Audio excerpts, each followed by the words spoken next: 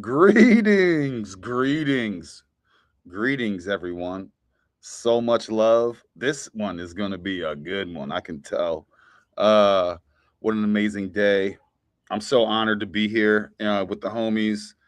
Um, Shout out, man, I don't even know what to say. Put the kids to bed. Shout out to all the puppies and kittens out there. Massive love. We have Tommy Rogers in the building, man. Tommy is a real one. He knows all the stuff. All the stuff. Sophomander. I love that name. Shout out Sophomander. He's the Sophomander of Sophomanders. Baylor Bay. Safa Bay. Baylor of Bays. Shout out to my homie, Mr. Mystic. Let's go. We were just having a high-minded discussion on how do we take over this realm. And then I remembered, shoot, I have to go live in a moment. It's incredible. So let me introduce the amazing people on here with us, the family. The family keeps growing, and it's an honor. Armunn Righ. Armunn Righ, how are you, man? All good here. Yeah, yeah. Well, actually, that accent isn't that inappropriate because Armunn Righ is supposed to be Scots Gaelic. So I know he's trying to be me. He's trying to be me. Armunn. yeah, Silas, beam me up, can Scotty. you say Armunn? Armunn Righ. You got to roll. You Right. got to roll the R. You know. Right. Armunn. You know. Armunn. Sorry, Oh, I need that sounded a bit Arabic. But Armunn. You sounded like Scotty from Star Trek. exactly. We need more power. Oh man, I need some water because my mouth is dry. I can't roll my R's when my mouth is dry. That's the problem with the Scottish accent. You know, it just it dehydrates you. Dehydrates you. That's why you drink so much whiskey. Yeah. Exactly. It's Sushkave, mate. It's the water of life. Well, what's And funny Ribena. is, side story. All the single malt whiskey barrels, the wood comes from the oak, comes from used bourbon oak barrels from Tennessee and Kentucky, because used guys evidently used all your oak, and so when you have like an 8 year or 16 year or 32 year single malt whiskey, all that those barrels come from Kentucky and Tennessee from bourbon. Bourbon only needs like a year or two. Yes, you're totally right. Yeah, supposedly a lot of the forests and that up in the Highlands were deforested during the Viking Age. This is the story, and it was due to, of course, the Vikings were great seafarers, thus they needed the wood for their longboats and stuff. Yeah, or I mean, people just deforested it simply for profit, you know, in the more modern age. But who knows? Well, they say so here especially in Appalachia, here on the East Coast of America, they came through and slashed like the old trees, all that, I'm sure you guys have gone down rabbit holes of these, like the old world trees of, now they're like mountains and stuff. But a lot of the trees now that are even 200-year-old oaks are considered new growth trees. Evidently, that's what I've heard the internet tell me. So it was all used for whiskey barrels. People like to party, Armunn. Gigantic whiskey barrel. Yeah. Well, I have to say, Armunn, I haven't. So, okay, Armunn, you must have been watching TRE Trey low key for a long time, because a lot of your ideas are exactly in line with what Chris and I have been defaulting into discussing for months. Well, Um, no, actually, no. I caught, I don't know, maybe 2 lives. Um, the latest one was the one before this one. Um, and no, what happened was entirely, just one of those synchronicities, perhaps. But no, it's not a matter of trying to copy or trying to get the subjects in line, but simply, when things coordinate at a level, a more essential level, I think they just come together. Sort of magnetic, if you like. Absolutely, man. I realized, and of course, again, the family's growing, birds of the same feather flock together. I heard you talking on Silas with Silas, and then I checked out your channel, and I was like, dude, we're talking about this. We came to the similar conclusions independently. Well, Like, it must be true then. yeah, man.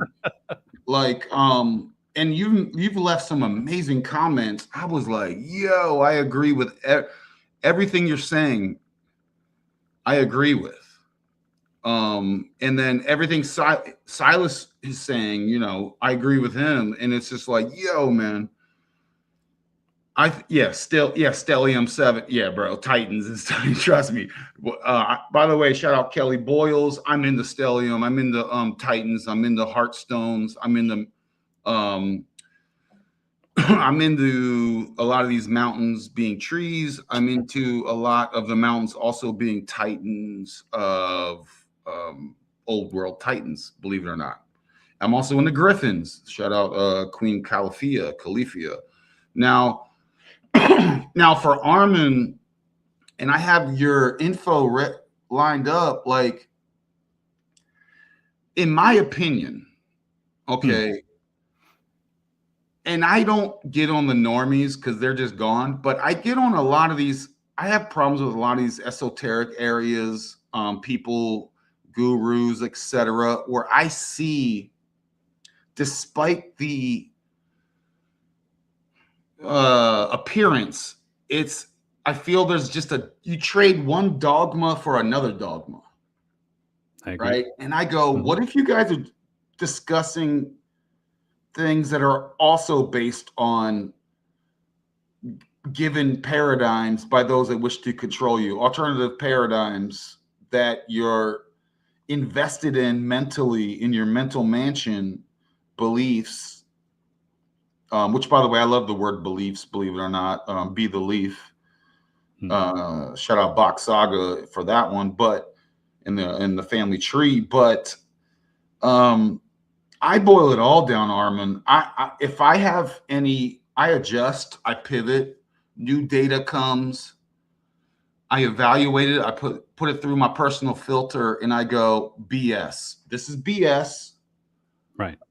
And then what's left? What's it? So, and I talk to Chris all the time, Armunn, and I'll be quiet. I go, and I meditate, I sit and contemplate, I go, and thoughts come to my head. I go, what thoughts and beliefs and opinions and ideas are my own, and what have been given to me externally?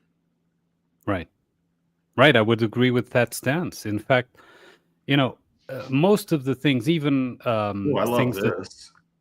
that, Dude, I'm sorry. I just love this comment. I'm like, dude, I self-proclaim I am the pivot prophet. Like, for me, I'm a pivot prophet. You know what I mean? I love that. That's why I love the chat. Anyway, Armunn, I'll be quiet and I will not interrupt. I tell you that right now. No, it's all right. So even the things, for example, that you were discussing in the previous live, a lot of interesting stuff there, for sure. However, one must be aware of something, which was something that as I was listening, was becoming evident. And of course, it's part of the way I approach things. Is that when you get to the past, it is a good exercise to speculate. But there are things that we can't know for certain. And the issue there is that, the past has unhealthily, I would say, an overwhelming effect on our present. And I say unhealthily because often we, and when I say we, it's not just we here, but, we as humanity, focus more on the past, that we think we know, or on the past even that we can speculate about, to construct the present and therefore prolong that past onto the future. Because, of course, if you consider that the past was something, it doesn't matter, one aspect of it, right? And that past influences, of course, your present, even if it is from a reactive stance, like, oh, I don't want this past to repeat again, therefore, I go about my life in this way. So it is in a way reactive to that past. What happens is that past, as you're living it in the present by influence, will prolong into the future, right? It's the same thing as, if, let's imagine you have a trauma. Could be a simple thing like, you one day you were going down the stairs, you tripped and you fell, right? If next time you go down the stairs, you're considering, I tripped on that step. I tripped on that step. Of course, eventually you will trip again, right? Because you're basically, in your perception, you are placing into that step and to those stairs a specific threat value. Now, this doesn't mean that you don't learn from the fall that you had. Like, yeah, maybe I was careless going down the stairs. But that doesn't mean that you can't master going down the stairs, and that it doesn't need to become a present for you, so that moment doesn't prolong into the present and therefore define the future. You understand? Yeah, well, Armin, and Mm. just to add, let me ask you, and Mhm. please continue. What if my parents fell down the stairs, Correct. Yes. Yes, and I exactly. And didn't? they passed on to you. Yeah. Yes, Yeah. Yes, of continue. course. Of course. And so it is exactly down that line that I'm referring.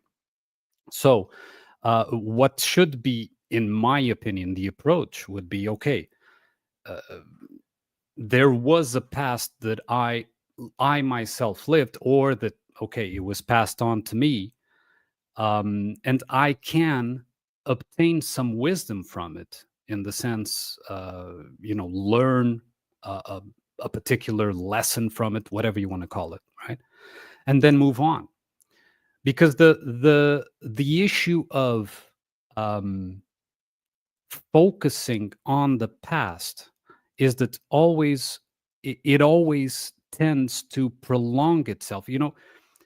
It's a sort of foundational framework that encapsulates what the future will be. Like, it narrows down the possibilities. Do you follow me there? It's like, if the past was this, okay, another example that might be easier to describe. Imagine that you had a bad relationship, right? Doesn't mean that every woman you meet, you're going to, automatically reject, because it might be the same, disaster that you had before, right? So if you define what you encounter in the present by the past, that past will be the future. You Well, understand? Armin, I Mm. will add that, just Mm. using the relationship analogy, Right. if I meet a similar situation with I'm a man, let's say I meet a Hmm. similar situation with a woman, she does the same thing, Hmm. but I'm different. Right. Right. But that's wisdom, right? The wisdom is, okay, I see the signals that I didn't see before. And so I avoid this part and go down a different road. That is one thing. Another is that automatically, because it creates a sort of foundational framework, like I said, automatically every woman you meet, you don't even see signs or look for, or, you don't even do that. You automatically avoid any relationship, potential relationship, at all, because the past was this, right? Or you just go on a cycle of relationship after relationship that is a cycle of the same thing over and over, right? The two sides can occur, but nonetheless, they are defined by that particular point in the past, right?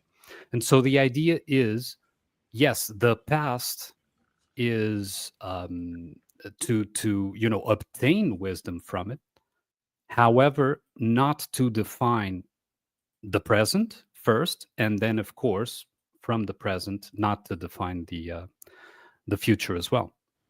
So, one of the things that we always see, for example, mainstream history, right? And you were talking history in the last show. Mainstream history, what do we see? We see wars, conflict, betrayal, this kind of thing, right? And then usually when we analyze, we see, oh, this, we look at history and we say, well, this is wrong, this is incorrect, this history is wrong. And the alternative we come is within the same framework. We also see wars, we also see conflict, we also see betrayal. You understand what I'm trying to say? The framework is the same. It's an alternative, but actually the same, right? So I think that there has been, for a long time, in both, and this is not to say that it was on purpose per se, okay? But there has been on both mainstream and what is called alternative, a great movement towards misanthropy, which means towards, depicting man as this being that, if it's not regulated, will always cause, like I said, wars, betrayal, etc., right?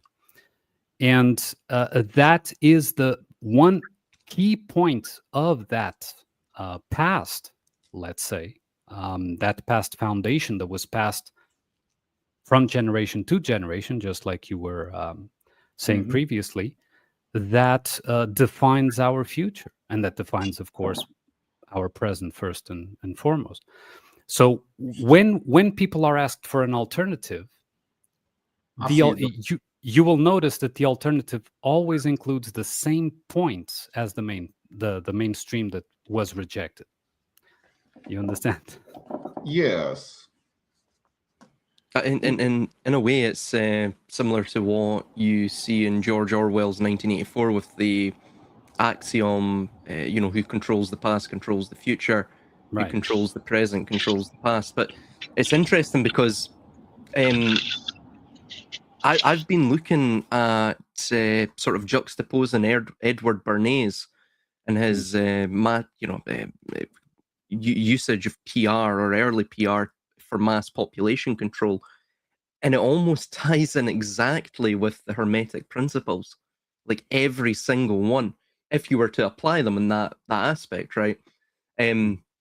So even the idea that you see in, for example, the Hermetic principles of all is mind, and the idea of mentalism and the universe being a mental construct, like what you're saying, Armunn, if you narrow the possibilities, if you, pardon me, narrow the umbra that we can cast, that we can travel, that we can direct our presence through, then ultimately what you're doing is you're effectively creating a hyperstition, a self-fulfilling prophecy for that civilization going forward.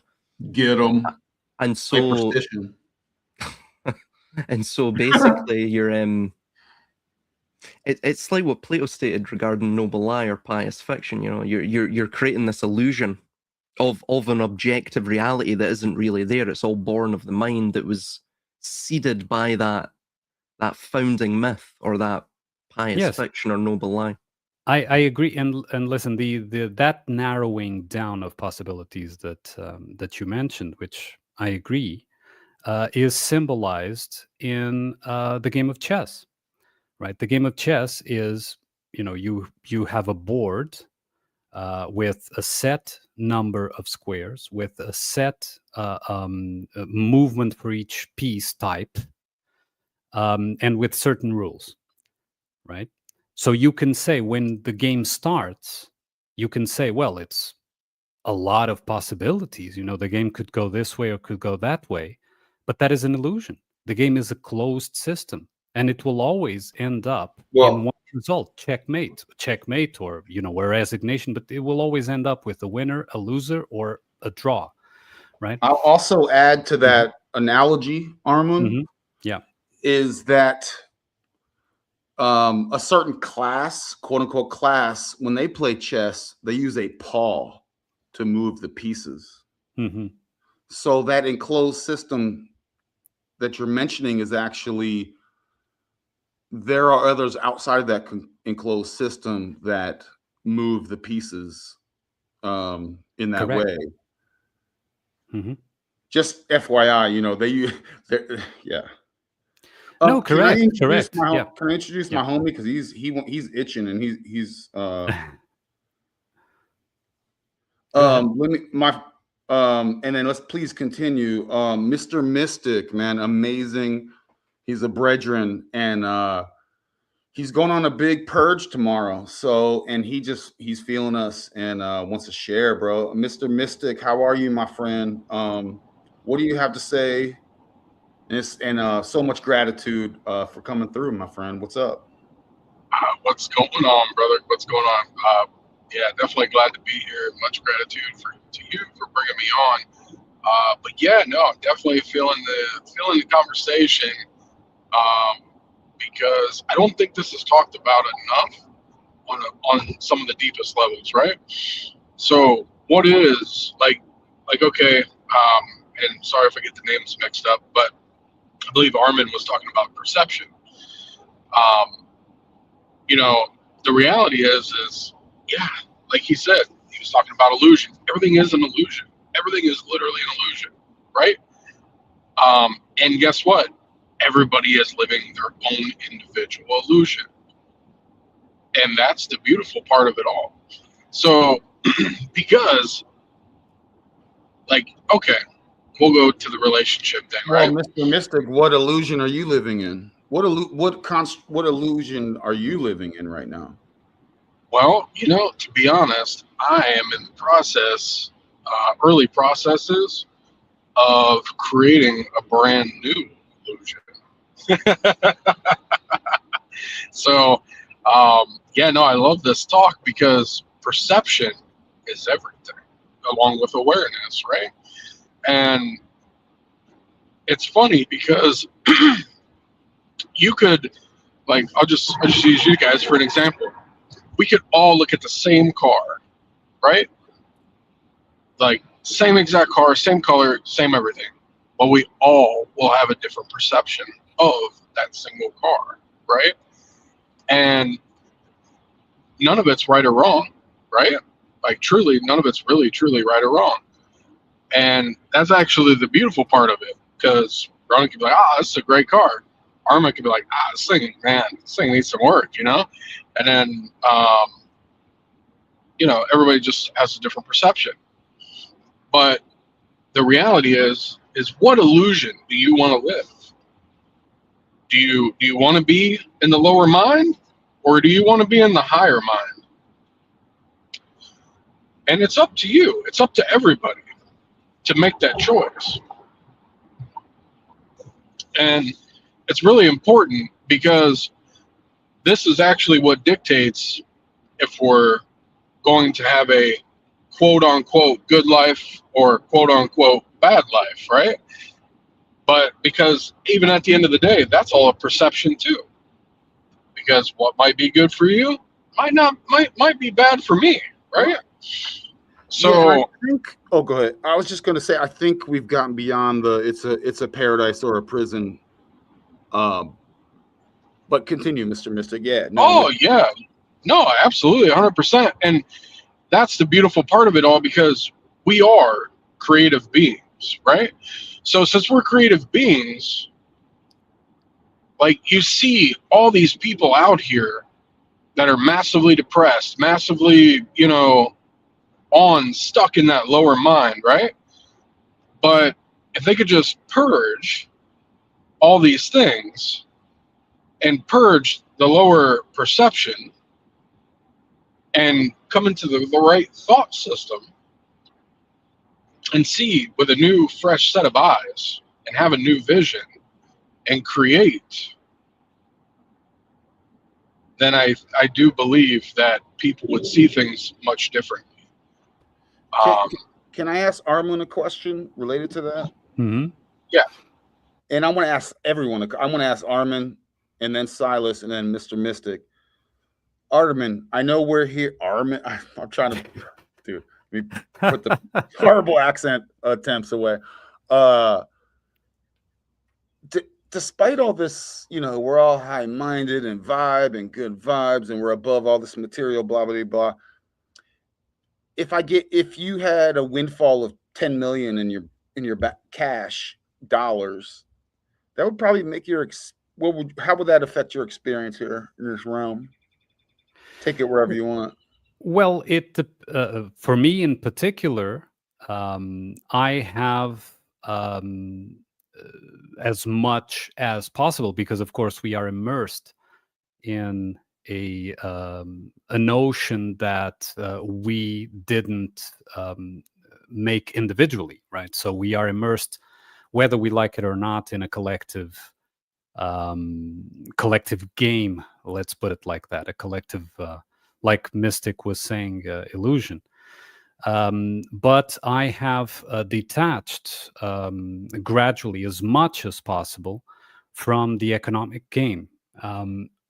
Seeing that the economic game, and when I say the economic game, is not money per se, is the game of owning a certain number, right?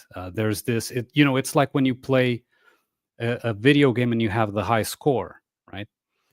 And so if you give no importance to that number per se, it stops dictating, as much as it did, at least, your decisions, right?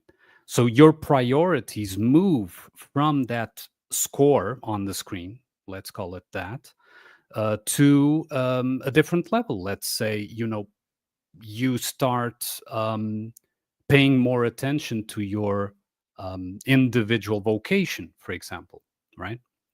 And so the decisions move towards that. And what is interesting is, when you do that, you don't even have to worry that much about that part of the collective illusion, because things just sort themselves out, right? There is, if it's true, and it is, if it's true, and it is, that there is conspiracy towards, harnessing you in the illusion, let's say, there is also a conspiracy, necessarily, because things are not just one side, to release you from that illusion. And of course, it's that dichotomy of whether do you want to externalize, in the sense of, you becoming more collectivized, or do you want to individualize, right? And if the more you individualize, the more the collective reacts to you, in, let's call it, take it just as a placeholder word, but as a positive feedback. You understand? But don't take positive here as meaning something concrete, because like Mystic was saying, positive for one may be one thing, positive for another may be a different thing, right? But there is a feedback that matches, let's say, that is compatible with your actual essential individuality, let's say. So that would be my reply. What would I do? I can't answer, because that is an exercise that really doesn't, I mean, when it comes, if it comes, I will think about it, how I would use it. But, you know, whenever that happened, not with 1 million, like you were saying, but, or 10 million, what was the number? Anyway. But whenever I get a good return, or whatever the word you used, I tend to not worry and make the decisions that are based on my essential individuality, and therefore, you know, things just fall into place, or have been falling into place. And this doesn't mean that there wasn't trial and error. Of course there was, because, you know, things, we are almost, from the moment we are born, inserted into a collectivized illusionary system. And of course, it takes some time to realize a few things. But that's the best answer I can give you. Not a concrete set of actions that I would do, but you know, an approach. I'm right there with you. I see, especially since, you know, you have a like bank account nowadays, and this is how it is now. I see it as a video game score. Simple as that. Yeah. Literally a video game score. The numbers are literally a video game score. And I'm like, why not try and get a video? Why not try and get high score? Excuse me. Why not try to get high score? I don't put any value in any of this material things. But why not try and get high score? You know, have the walls a little farther apart than what they are. Would be nice. Why not use the code for utility? But it doesn't, I don't put value in it like that. No, sure. The issue with normally the issue that comes with you know, the approach of trying to get the high score, like you said, is that then one becomes trapped by our own steps towards it, right? And I'll give you an example. Imagine that. Okay, your channel now starts getting a lot of views and all of that, and you start considering, maybe I do, you know, paid subscriptions or something like that. Oh, let's right? go. Trey You is know? such a big deal. I'm sorry, Armin. Trey is Right? such a big deal. We're getting oh my gosh, we're so important. I'm so Right. important, Armin. Don't you know And that? so- Don't you see my status? Anyway, And go ahead. so what happens after a while is that you begin to get trapped by the very means that you the very steps that you took towards obtaining that. For example, you start, if you analyze yourself, you might start noticing that perhaps you talk in a different way to appease those who pay. Perhaps the subjects that you bring up will be subjects that are more, you know, appeasing or more pleasant to those who pay. These are mere examples, right? But so what happens there is that you've collectivized. So what you would, you know, that authentic message that you would do when you didn't have you know, the paid subscriber system, whatever it is, I use this just as an example, is gradually lost in the process, right? Because then the number and the concern for that, you know, those subscribers becomes more prioritized over the essential message that you want to do with your videos, whatever that might be. And of course, again, I'm just using this as an example, not. Well, this is this combined. Yes. Now, this is a crossroad, and I'll be quiet. But this is a crossroads in. Again, I'm not talking to normies. I'm talking to the esoteric groups, and there's a lot of grifters out there that will, you know, you're doing your, let's do a deep dive. Let's talk about sacred geometry. Oh, let's talk about, you know, the macabre. Oh, let's talk about this such woo mysticism, and I'm like, I boiled that down, and I found it to be just some mid 1800s Blavatsky type. The source comes from goofiness. So it's very strange where it's like we can sit here and talk about certain mystical, these things, and get like people to get their fix, almost their woo porn in a way, Right. or dopamine hit. But what if all that, and they, that could be money, I don't know, numbers, that, whatever, the hits. But what if, see, when I boil it down, I go, what if it's all that is BS? Mm-hmm. What if all that is a inversion hijackery of some other stuff? Sounds great, makes you feel cool, makes you feel like I'm a sorcerer. Oh my gosh. Dustin left. I question that stuff too, man. I question all that stuff because I boiled it down. I need to know the source. Yeah. That goes towards something that me and Silas have been talking about recently, which is the difference between something that is lived, let's say, and if something is lived, you can't explain. You can't. I mean, how explain to me how you love the people or the beings that you love. You can't explain. I mean, you can use all the words and whatever, write a poem to try to explain. You can't, right? It's lived. And the concept, right?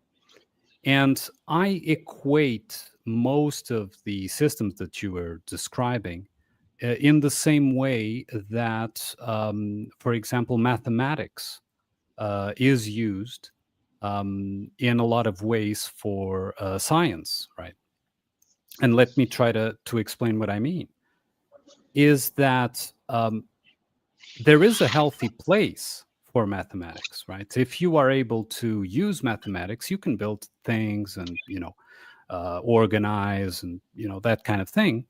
But when that becomes an absolute, it replaces the actual thing, be it an experience, be it whatever, right?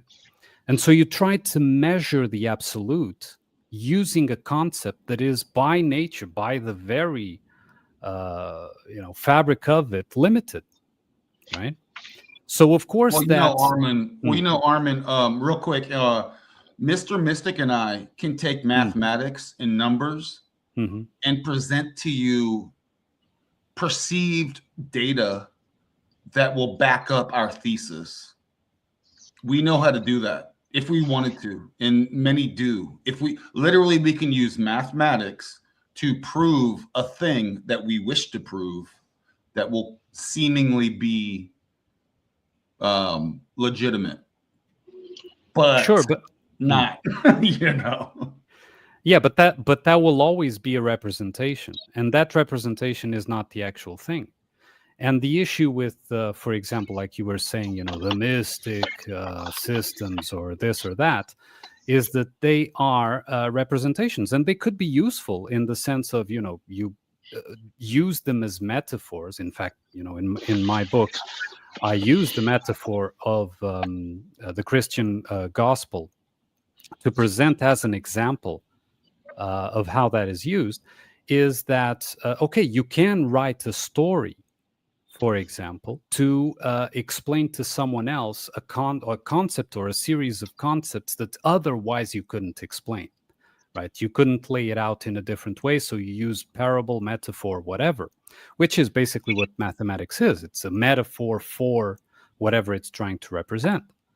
The thing is, when the metaphor becomes literal, right? When you look at a number and that number replaces the actual reality, right? And or a symbol, right? Since you were talking about the mystic systems and so on. And when that happens, everything is lost because it empties out completely the original message and the original purpose of whatever was trying to be conveyed. Because you can explain the same thing using completely different metaphors, right? So it's not like my metaphor is better than yours, right? Well, But I just want to add to that before I misunderstood is that I do find shapes do have a frequency. So like the numbers of, like, you have numbers, the shapes, and they match cosmology. Just know out there, I'm not saying when I see shapes, they do have a frequency. So I'm not saying none of the woo. I'm just saying there's a perversion, and then others may propagate that perversion of actual real things. I just want to clarify where I'm coming from, Armunn, on that aspect. Could I add something, Armunn? Sure. There was a really interesting quote from a neuroscientist that I came across recently. Her name is Anil Seth, and she stated that human perception was a controlled hallucination. And she also then stated that when all of our hallucinations agree with each other, that is when we call that objective reality.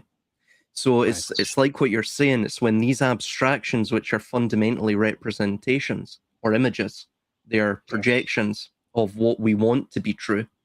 When these things become almost religious or dogmatic in scope or number or what have you, and when they stop becoming tools of trying to understand the chaotic shapes or the chaotic flow of the world, and when they become our masters and sort of reign over us as Lord above, or as our gods, or as our, whatever it may be. And as we've been talking about, the demon god of AI, right? This is the new one that they're coming out with.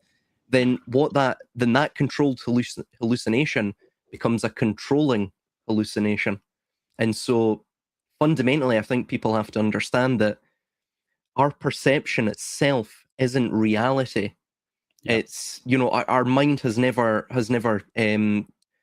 it's never seen light. It's never, touched the solid ground. It's never felt any of these things. What it has felt, or what it has experienced, are electrical inputs that are, of course, provided by our sensory apparatus, which are then filtered by the mind. And of course, even our thought, which is an internal spark, that itself is filtered by the mind. So everything we're seeing is through a lens, it's through an aperture. So when we come to understand that, we can take a better stock of our reality, I think, and we have better control and management of it.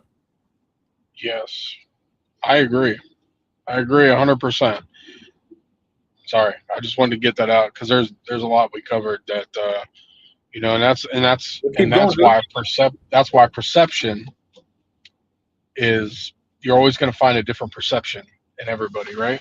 Everybody's always going to have a different perception because it's individualized. And again, that the most powerful thing that we do have, because perception isn't true knowing. It's not, it's not always true, right? Because it varies from person to person. So, yeah, and that's exactly the reality is what do you want to live? What is the illusion that you want to live? What are you here after for? Like, and back about the whole money thing, Ronin, I totally get you, bro. I totally get you, brother. Like 100%. Like, but guess what? Just like remember what the conversation we had back in November about breaking the mental barrier of what we had to do? It's the same concept, right? It's breaking more mental barriers. It was so freeing too. Yeah, exactly. And that's just it. We broke through the mental barrier. Now, what would be holding everybody else back in that moment, Ronin? Bro, what type of mindset would they have to be in? They would be living from a scarcity mindset.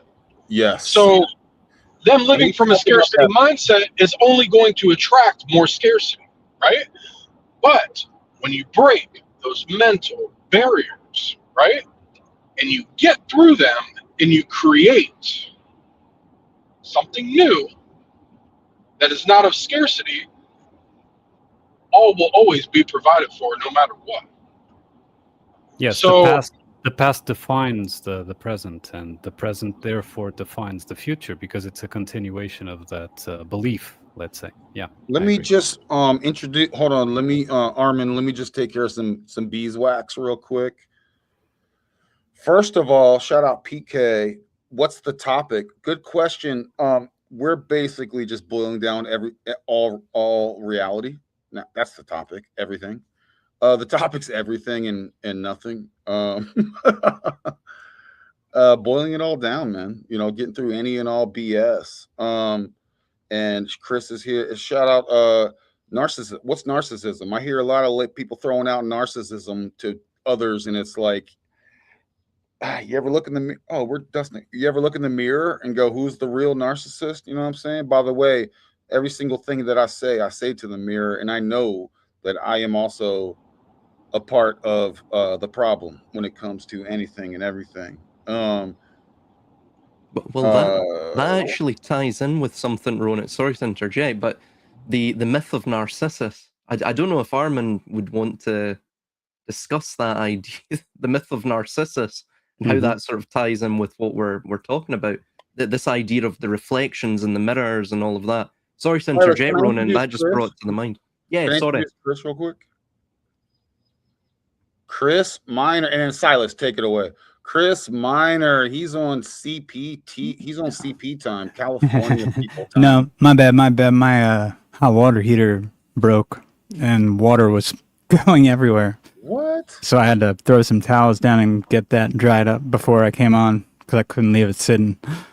That would have been a disaster. That's a likely excuse, but I'll take it. I was already. Did I use that one already? No, you're good. No, I'm serious. No, I'm serious. So. I was already imagining he was being chased by a Catholic priest because he's minor. Right. Luckily, none of them out here in Pennsylvania or California. I said Pennsylvania, almost just California. Hollywood directors, you know. Yeah, Basically just the same thing. Same thing. Same thing. Gotta find those the tunnels. priests. Yeah. Good to see you, Armin. Good to see you, Silas. Good to see you, Dustin. Likewise. good to see Shout out you, Where were Trey. we? And big love, Ronan. Yeah, man, the family's growing. So, and Chris is awesome. You know, the Ronin experience. That's what's up. So, Silas, what were you saying? And Mr. Mystic in the back said he's loving this, and PK's loving this, and I'm loving this too. So, Silas, you were saying?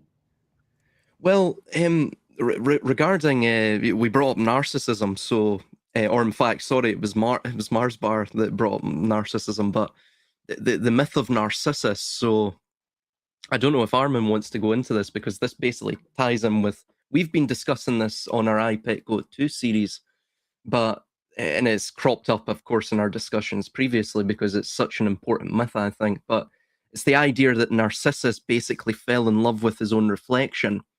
And thus, if you look at it through the Gnostic framework, he fell into matter, right? He fell into the solid, sort of frozen, barren illusion, right? Again, he didn't just use perception or the controlled hallucination to make sense of reality. He used it almost as an expectation of reality, and eventually that, or an expectation of himself in this sense, and eventually it took over his mind and it became master over it. And of course, this ties in with what Armin's mentioning, because everything you're seeing in reality and the culture, not really reality, but the culture and the perceived reality, is it's similar to the Narcissus myth. It's a reflection of a reflection of a reflection of a reflection, of course. You see that with, of course, in the Hollywood sphere currently, everything's a remake of a remake of a remake, or a live action remake, or what have you. And moreover as well, it could be metaphorically, sort of described as a hall of mirrors, right? That's what our culture is. It's all, everything's designed to entrap you. I don't know if you want to speak to that, Armin, that idea.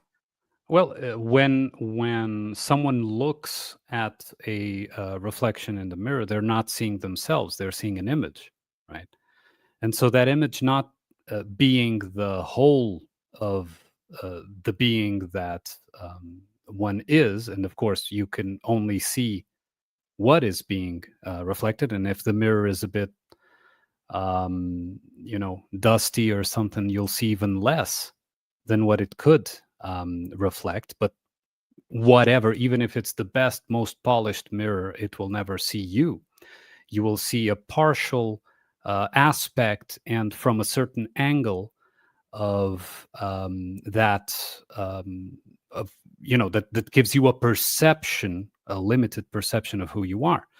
And the problem with that is that if there is an identification with that reflection, it will always be an identification that has attached to it rejection.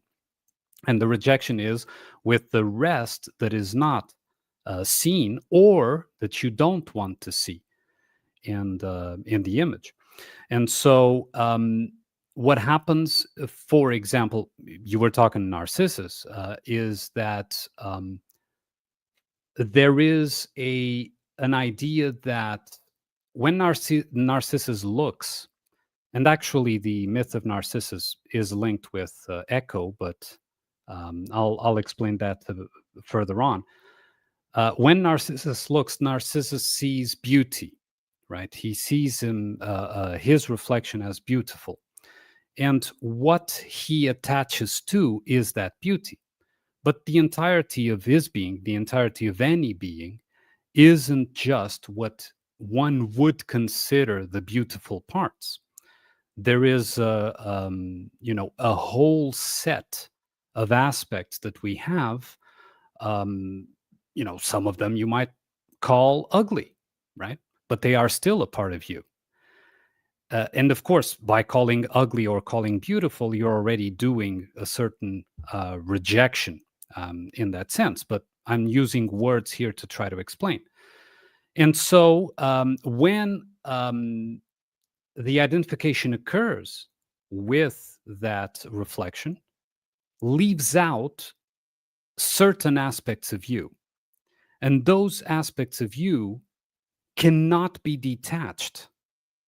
There is a certain schizophrenia that I think is actually in the origin of this whole situation, let's say humanity's situation, that occurs where, something that is you cannot stop being you, but you can pretend by perception and by, self-convincement, if you like, you can pretend that it isn't you. And so what happens is that powers up, it builds up. It's like a spring that you pull back, or, like a balloon that you inflate and gains power, but you still refuse to see it as you, right? And what happens is, of course, like Mystic was saying, we project this onto the world, right? We project the, let's say, partial vision or partial perception onto the world. But the other parts that we are ignoring are still there, and they are still being projected, right? And they will be reflected back. And when they're reflected back, it's not to hurt us, it's to tell us, hey, buddy, you forgot about me, right? You say that you are this, but you forgot that you are also me that is being reflected back at you, right? And so in this process, the idea is that, that self-image that, like I said, was partial to begin with, integrates the notion that there is more to it than what was previously perceived, right? And therefore, it puts those aspects in its healthy place, because everything has a healthy place. The problem is that when they are not in their healthy place, they tend to, with increased, let's say, power up, become grotesque. it can come to a point of becoming grotesque, right?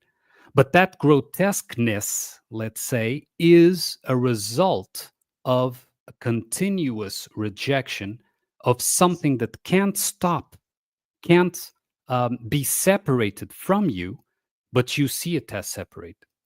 So that would be, the way I would describe it. And that's where the whole, we're everything and nothing all at the same time. Right.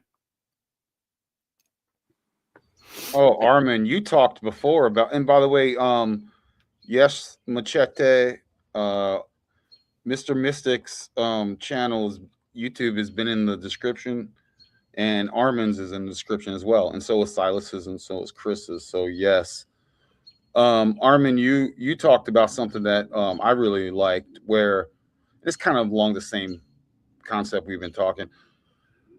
A lot of these rabbit holes are time wasters. Mhm. Wait, is this?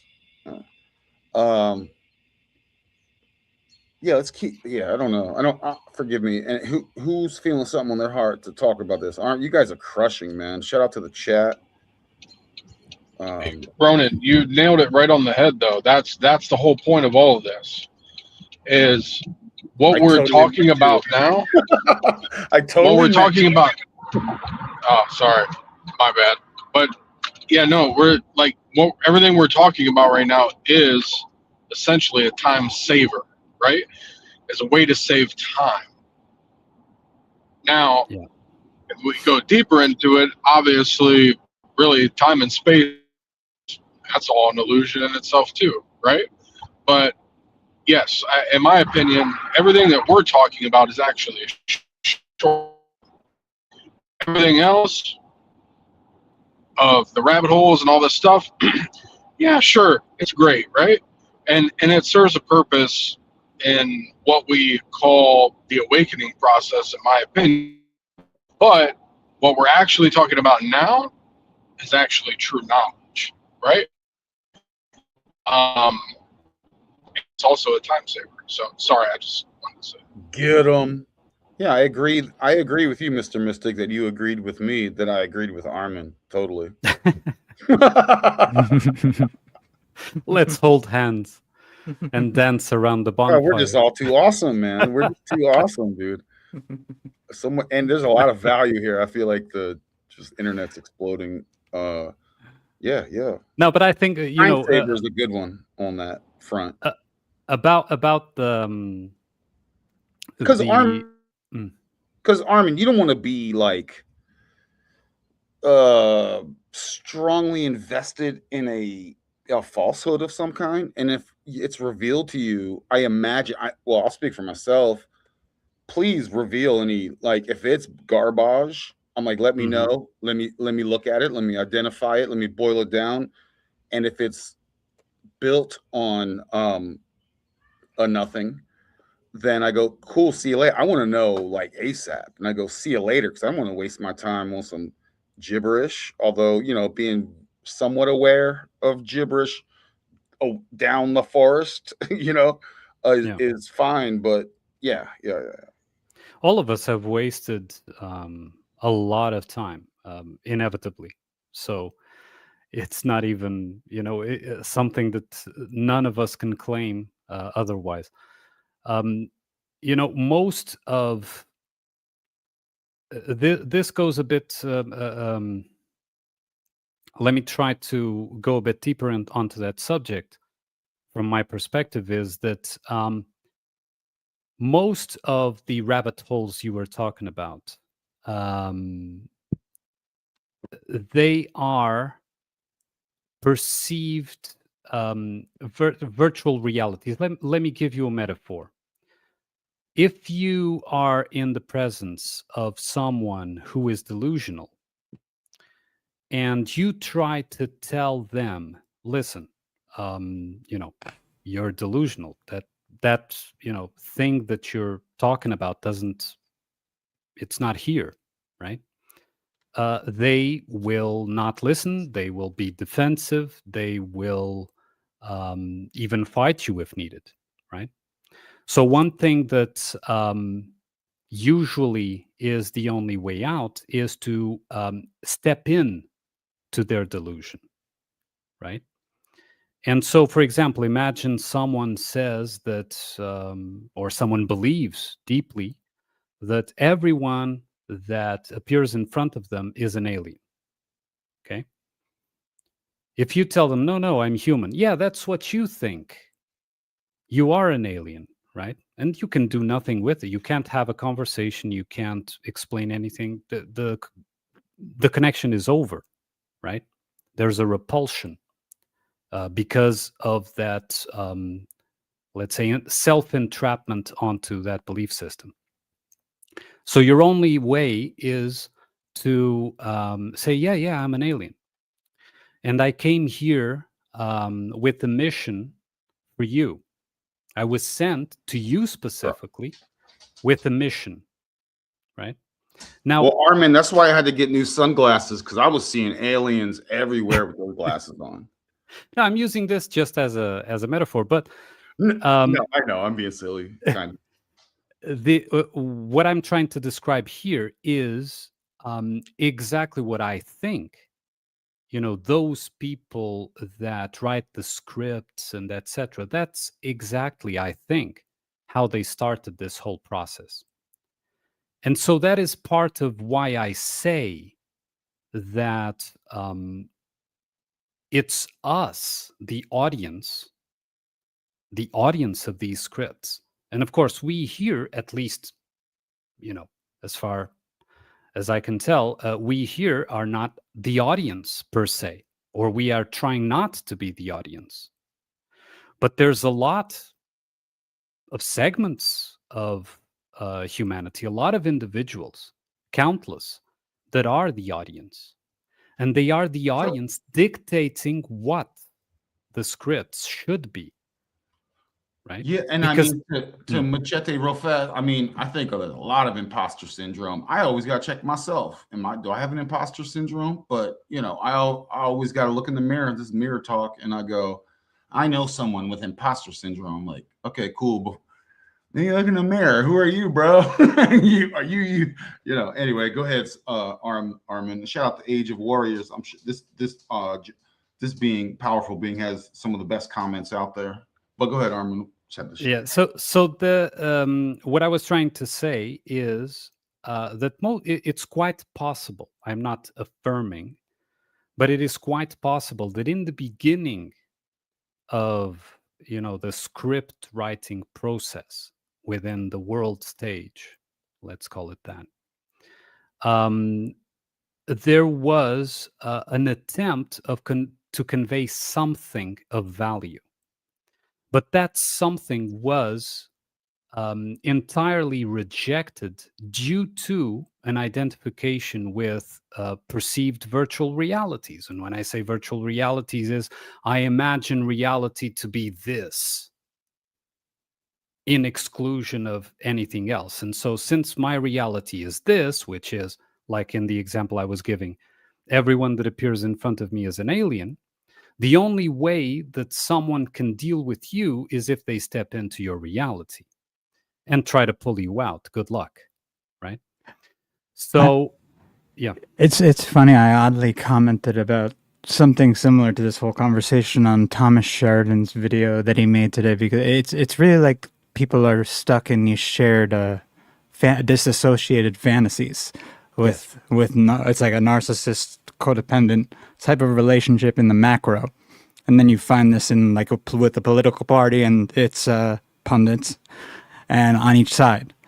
So the codependents and the narcissistic politicians, or it could be at varying degrees, they create a shared fantasy, and when you try to tell them that their fantasy is a delusion, they attack you. There's really nothing you could do. Yeah. Yes. Yes. And that's why I say that it's the audience that is writing the script, and they are paying these writers to write it for them, right? It's like, you know, any of you guys ever played Dungeons and Dragons, right? All the time, bro. Right. There's a game master, right? And the game master is the one that is supposed to write the story that your characters, the characters you chose and rolled and built and whatever, and defined backstories for and whatever, are going to And go Armunn, through. what's your character? But no, go ahead. Well, who's our character? And so what happens is that those that play the game look to the game master to come up with an interesting story, right? And with interesting monsters and, you know, side quests and this and that, right? So they are the ones that, through their, you know, the desire that they have for a good game, make the game master write these stories for them. And of course, they are enticing and they seem dangerous, and there's things at stake. It's all BS, but it's all BS coming from the audience, projected from the audience, and then reflected back at them. Oh, we're playing the game we want, and this is true, right?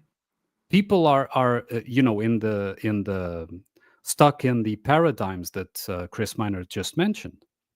But this is the game they want to play, right? Present to them any alternative, any, you know, deviation from that, and they fight you. You know, leave me alone. I'm having fun with this, even if they're miserable, right? It's enticing. They're playing the game that they wanted, right? And so the script writers are performing a service to these people. This is this, you know, of course it messes up our minds when we think about it, but it's how I see it. They are performing a service, like a game master would perform a service for, you know, the players of a Dungeons and Dragons scenario. Doesn't this also almost weaponize our imagination? And I've come to the idea that the imagination is utilized, and, you know, even our day-to, it's utilized all the time, but it's utilized as well in our day-to-day sort of survival, right? Even if, of course, beyond the urban polity, we would utilize it constantly within the world, right? Within the natural environment. If, for example, those animals who have less imagination would tend to fall for traps more, right? Again, they would take the short, immediate, for example, bait or what have you, and then of course they would get snared in the trap. And because they don't have the imagination, which is almost it's a survival mechanism, it's a predictive engine of survival to see beyond the trap. So in a sense, it's almost weaponizing that. It's distracting it. It's confining it to this little theater, to this game that's being played. And yeah, absolutely, the dungeon master is a perfect example of that. And you're conforming everyone's behavior to, firstly, the belief within the game, and then secondly, the personal belief within your own character. So it's almost it's like a double lock, isn't it? It's a double lock mechanism. Yes, and something happens is that you know, the game master may write, you know, an event in the game, right?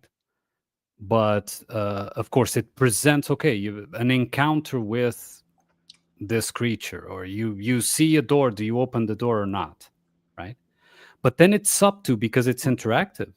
Dungeons and Dragons is interactive. If we play D&D, who would be the DM here? I don't know. Chris Miner? Chris would be the DM? Chris, would you be a good DM or what? What the hell is it? I don't even know what that I throw a knife, a troll jumps out, and I throw a knife at him. What are my chances? Were you talking about Demi? Is that the? I don't know Dungeons and Dragons well at all. Dungeon Master. Dungeon Master is what you're saying? You could be the Demiurge. That sounds better. Chris played sports and probably dated girls. That's the thing. Yeah, so I'll be the Demiurge. Son. That's the best. That's the best Demiurge ever. He's optimistic. You know, he's optimistic about life. Let me play this clip. Keep this reality going a little longer. You know.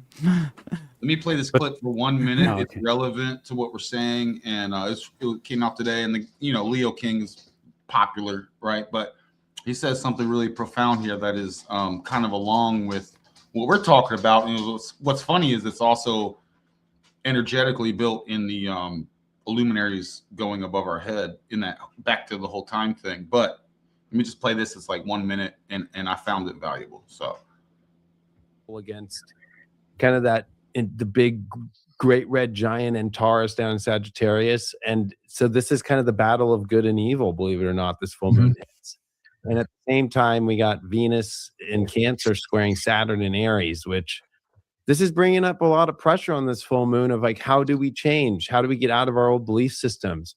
We got Mercury that's finishing in Gemini. We got all this Uranus Gemini energy. And so it's really about this light is about being open-minded, not being stuck in beliefs, right? So like, it's kind of ironic because our beliefs what kind of create the idea of bad and good and dark and light, evil and good too. But I think that, you know, the understanding right now in your life is you have to be open-minded. You got to try different things, and your comfort systems that you feel good with, are they in alignment with that true self, right? So sometimes we actually get stuck in the belief of like, this is what I visualize that's going to feel good in my life.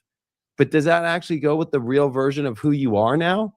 So I think everybody this week astrologically has to like change their mind by letting go of their beliefs, being like, hey, those belief systems they're tired, they're old.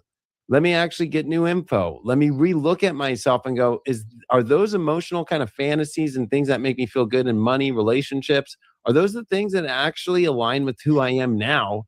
So we're not stuck in an idealization of everything, and we're actually getting back to some truth in ourselves. And I think we're going to launch, and that goes with what you've been feeling, Scott, about. pretty on point, right, guys? In my opinion, what do you guys think? I totally agree, and it sort of, you know, digressing back a bit, but still staying on point with what was brought up in the video. And John D in the background. And John D in the background. Yeah, I was distracted by his red jacket and John D. And I thought that he might be the demiurge. I do think, with all due respect, he had something on Uranus. Oh, Jesus Christ! Oh my God, dude, if this streaming stuff doesn't work out, we should be comedians. I'm just saying, you guys are funny. Sorry, go ahead. Sorry to interrupt that. But the problem is Chris doesn't want to go over lines and take direction here. We can do comedy skits, but Chris is in Hollywood, but never wants to do lines here. Yeah, man, we do it all the time here. I need some reality, you know. Yeah, this is where you express your own lines, man. Your own lines. But anyway, Silas, you were saying, go ahead.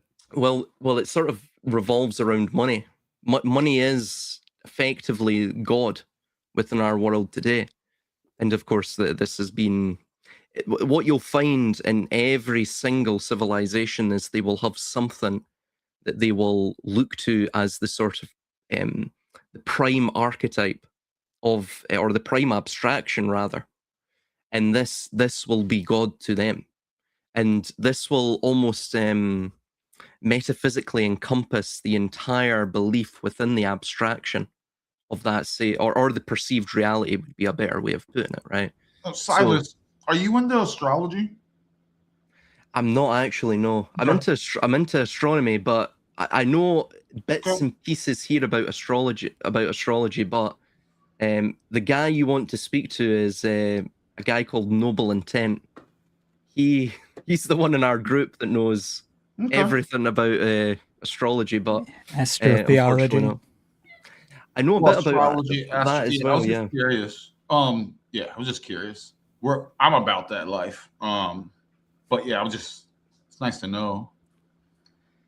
It is extremely interesting. He did a few readings of he read Armunn's chart, he read my chart, and I mean the guy was so utterly prescient about things that I'd actually buried in my own subconscious, you know, I'd buried right at the back of my mind, and brought up things, you know, like sort of it brought to the fore memories and things like that, you know, sort of I guess you would call them unresolved traumas or what have you, right? Nothing too major, but you know, it made me look at myself in a more a more objective light, and yeah, brought a lot of things and highlighted a lot of things. But yeah, there is something to it, absolutely, but it's beyond my expertise. I got you. I'll just check. Oh, and by the way, PK, I would say no to Chris, because Chris would be way more famous. We're trying to get him an elected politician gig. This is casting central. The new Yeah. Trump. Chris Minor will be the new Oh, we Trump. got to build him up. we folks. thought we think I could beat Pratt if I go against Spencer Pratt, but it's a little too late. I think. I bet you could, man. The I Hill. think we probably could have took Mayor. First, we got to get you on a reality show, and then PK. Oh man. Armunn, what do you think about the astrology? And I'm gonna ask Mr. Mystic, and I'm not trying to change the topic, but I do find it relevant. I mean, Armunn, what do you think? And then go Mr. Mystic. Just on where astrology is it dumb? Is it affect energies here? You know, in your own opinion, what do you think, Armunn? Is Yes, and astrotheology, of course. The scripts are a lot of them are built on that as well. But yeah. Yes, I think that, well, none of us, from the perspective of our mind characters, so what Mr. Mystic would call lower mind, I call mind character, just for a reference. None of us can know exactly what the world is, can understand the world in an absolute manner. And what seems obvious is that Challenge accepted. Challenge accepted. No. what seems obvious to me is that the organic world, the world as it organically is, as it develops in an organic manner, so regardless of perception, that's what I mean, has its own cycles built into it. And of course, it seems to me that the clock face for those cycles are the lights in the sky, right? That move in a synchronized manner for that purpose. Now, there has to be, however, a distinction, let's say, a caution with using that because it may be perceived as a predeterministic absolute. So, for example, I don't know. I don't know enough about astrology to give you an example, but let's say, Mars is moving into this sign and it conjuncts with this other planet, right? This means that something, will happen that will hurt me, for example, right? If you do that, it's not predetermined, but you are writing it into your own story, let's say, right? Because I don't think that there's a correlation of the same exact result in every single context for the same exact, conjunction or whatever aspect that happens in astrology, because everything, in my opinion, is contextual, right? It has to do with the story that is developing in that particular individual that is, being checked at that time, right? And so I think we have to, astrology, like I said, is useful, but we have to draw the line so that it doesn't become deterministic, as if everything was absolutely pre-written, because it isn't. There are tendencies to things. I mean, what is a birth chart, in my opinion? It's a set of tendencies. These tendencies may or may not manifest.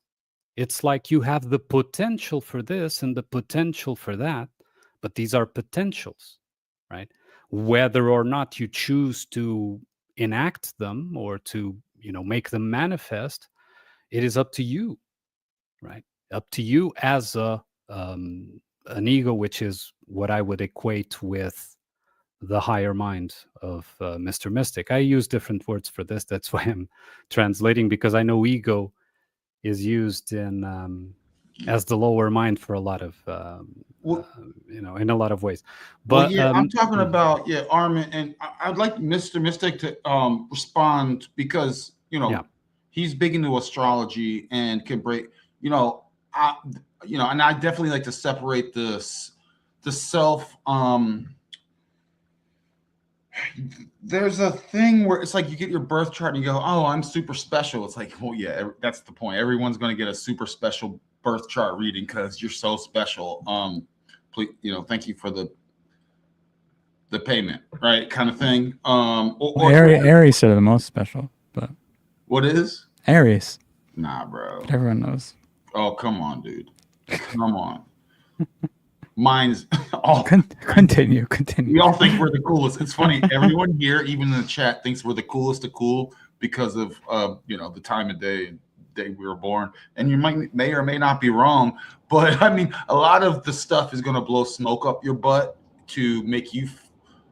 And it doesn't mean you're not special. It doesn't mean the astrology doesn't count, and it doesn't mean the alignments don't count. In my opinion, I could go into a whole diatribe of why I think that, Armin, but I'll let Mr. Mystic share because yeah. Go ahead. What do you think about it, bro? Yeah, no, I love astrology too. Like like I believe that it does have real utility, yes, but I must say this: there is also such a thing as a free will. What a lot of people like to say, well, maybe not a lot of people, but what some people like to say is astrology and the luminaries also have a free will button, and that's I believe pretty much what Armin was hitting on, and I totally agree. Now you can use it for a lot of utility though. Like let's be honest, right? We can use it for a lot of utility in our own lives. Like say we have a something happening, and we're like, okay, it might not be the best day to do this, right? An But auspicious day. but guess what? I'm still gonna have a great fucking day, right? Still gonna have a good day. Still gonna crush it today. But I'm gonna wait for a day that's more favorable to do X, Y, and Z, right? So I'm with it. I love it. I think it's very, very interesting. And it's all about cycles, right? It's just another layer of reality or perceived reality or whatever you want to say, Cycle. really truly. Yeah. And the thing of it is like, but all at the same time, it's very valuable. And the thing about it is, oh man, all these things that we talk about, I really truly don't believe that we even have the full mind power to even really be able to master all of these things in one go, right? So like we just don't have the mind power for it. It's just like like an overload, trying to do so. But yeah, no, I love astrology. I love it. In fact, it's great to use in the real, well, I shouldn't say in the real world, but like just in the world, right? And the collective. It's a great thing to use because you have a better idea of what the energies are going to be like for a lot of people, right? So it's just like charts. Like I do charts, right? I've been doing it for 8-9 years now. So funny thing is, we'll just go back to the Fibonacci sequence, right? The reason why that tool works so well in the trading world is not only because of mathematics, but because guess what? It's been involved in the financial world for over 100 years. So picture this. Now you have like, I don't know, 2 billion people out of, let's say, 2.5 billion people using Fibonacci sequence to predict targets, price targets, right? So not only do you have the mathematics going for you, but now you have a tool that 2 billion people are using on a daily basis, right? So there's many layers to everything, truly. But I don't mean to get too off topic, but yes, I love astrology, and I believe it's extremely useful, but That's it can be a slippery slope if you look at it like a religion, and don't think that you can create anything different than what it says, right? And I'll give you an instance, right? Like, there's a time coming up, a time period coming up for me personally that's going to be more favorable. Okay, so does that mean I'm gonna crush it if I don't do shit and I don't do anything? Absolutely not, because things still require action, right? Yeah. So with that being said, if I know there's a time period coming that's going to be more favorable to me, I can be like, okay, it's go time. Now is the time to put the foot on the gas, right? Now is the time to go for it, because I have the energies. I'm working with the energies instead of against them. Yeah. So I hope that makes sense. Yes, I even have an example, which is usually, and you guys correct me if I'm wrong, but this is what I've always heard. Usually, it is said that the Saturn return is a period of turmoil or whatever, right? Without knowing, I went through a Saturn return, and when I look back, I could identify, okay, the moment, like the period of time when it occurred, and it was actually a great time for me. You know why though? I'm so sorry. I don't mean to cut you off, but I do have to. I want to interject here before this gets No, lost. go ahead. No, please go ahead. So your Saturn return can be good or bad. What is your Saturn return is a direct reflection off of that time and that cycle of the work that you've done for the self. So Right. Saturn either brings the discipline or it brings the rewards.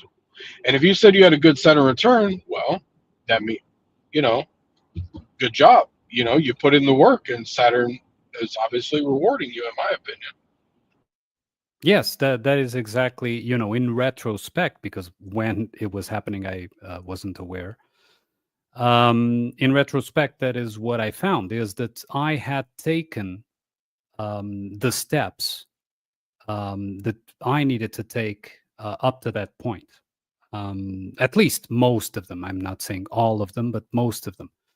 And so, yes, you see, so this is what I was saying about the free will and the need to not read whatever one sees in an astrological projection or whatever as a complete absolute, like this will, mean that, because that is already the individual defining how it will be in a way, right?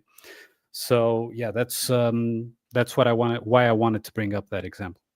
Yeah, and that's where it gets dangerous. That's where it gets dangerous, because then they're acting as if it's a religion now. Yeah, God is coming to punish me or to reward me or to whatever. Yeah. Well, with real quick, Silas, what I like the way what Mr. Mystic touched on, and he was kind of he was giving a metaphor. He was talking about the financial markets for a second there, right? So we can measure those cycles. How are those cycles measured? You can align them. It's emotional. So like financial markets are emotional, right? What affects the general emotions out there? Could it be the seasons and the luminaries potentially, right? And if you're aware of that, and there are actually, just get on the physical. There's physical, wherever the moon is or the sun or the luminaries and the wandering planets, planes, and it's cymatics too. When you boil it down, like the lights in the sky, when you look at them, they're cymatic, right? And then you have the Schumann resonance, and you have all these things that you can literally measure in not even a woo-woo way that it affects. If you're like just simply logical only, that you can measure it, that it does affect people's physical bio, right? And then that what in your physical bio is affected, then it affects your emotions, it affects how you act. If you're aware of that, bro, you're for me, in my opinion, I'm a pro grimoire. My grimoire, I'm a programmer out here. You become a programmer out here. So when you apply also those luminaries and stuff and such, Mr. Mystic had a dip. Hey, appreciate you, man. That's my brother right there, yo. So, but that's when I say I use the code for utility for all things. And why not? You think these people with their mystics can put together $1 trillion? If they can do it, then I can too. Or at least I'm going to try. It doesn't matter, no, but or an auspicious day to do something. Like I think there's something to it. But Silas, you were going to say something. I could keep rambling, but you were going to say something, bro. Yeah, there was an interesting Greek proverb that came to mind, and regarding the zodiacal wheel, and the way I look at these things is I look at the zodiac not perhaps as astrologers would, but I look at it more mythopoetically as an idea of anacyclosis, or this idea of political evolution and the evolution of civilizations. And the Greek proverb goes, quote, "The mill of the gods grinds slowly, but it grinds exceedingly fine." And it's sort of this idea, pardon me, I've been looking at, which is that everything you see in the cosmos, and by the way, this also ties in with the notion of the rabbit holes. Everything is a toroid. It's an enclosed, hermetically sealed system in which the recursive cycle or recycling of the energy never leaves that confined space. It constantly is recycled. It regenerates. It rebirths. It renews, and so it's a sort of engine of attrition in that sense. But I guess you could call it also a zero-sum game. But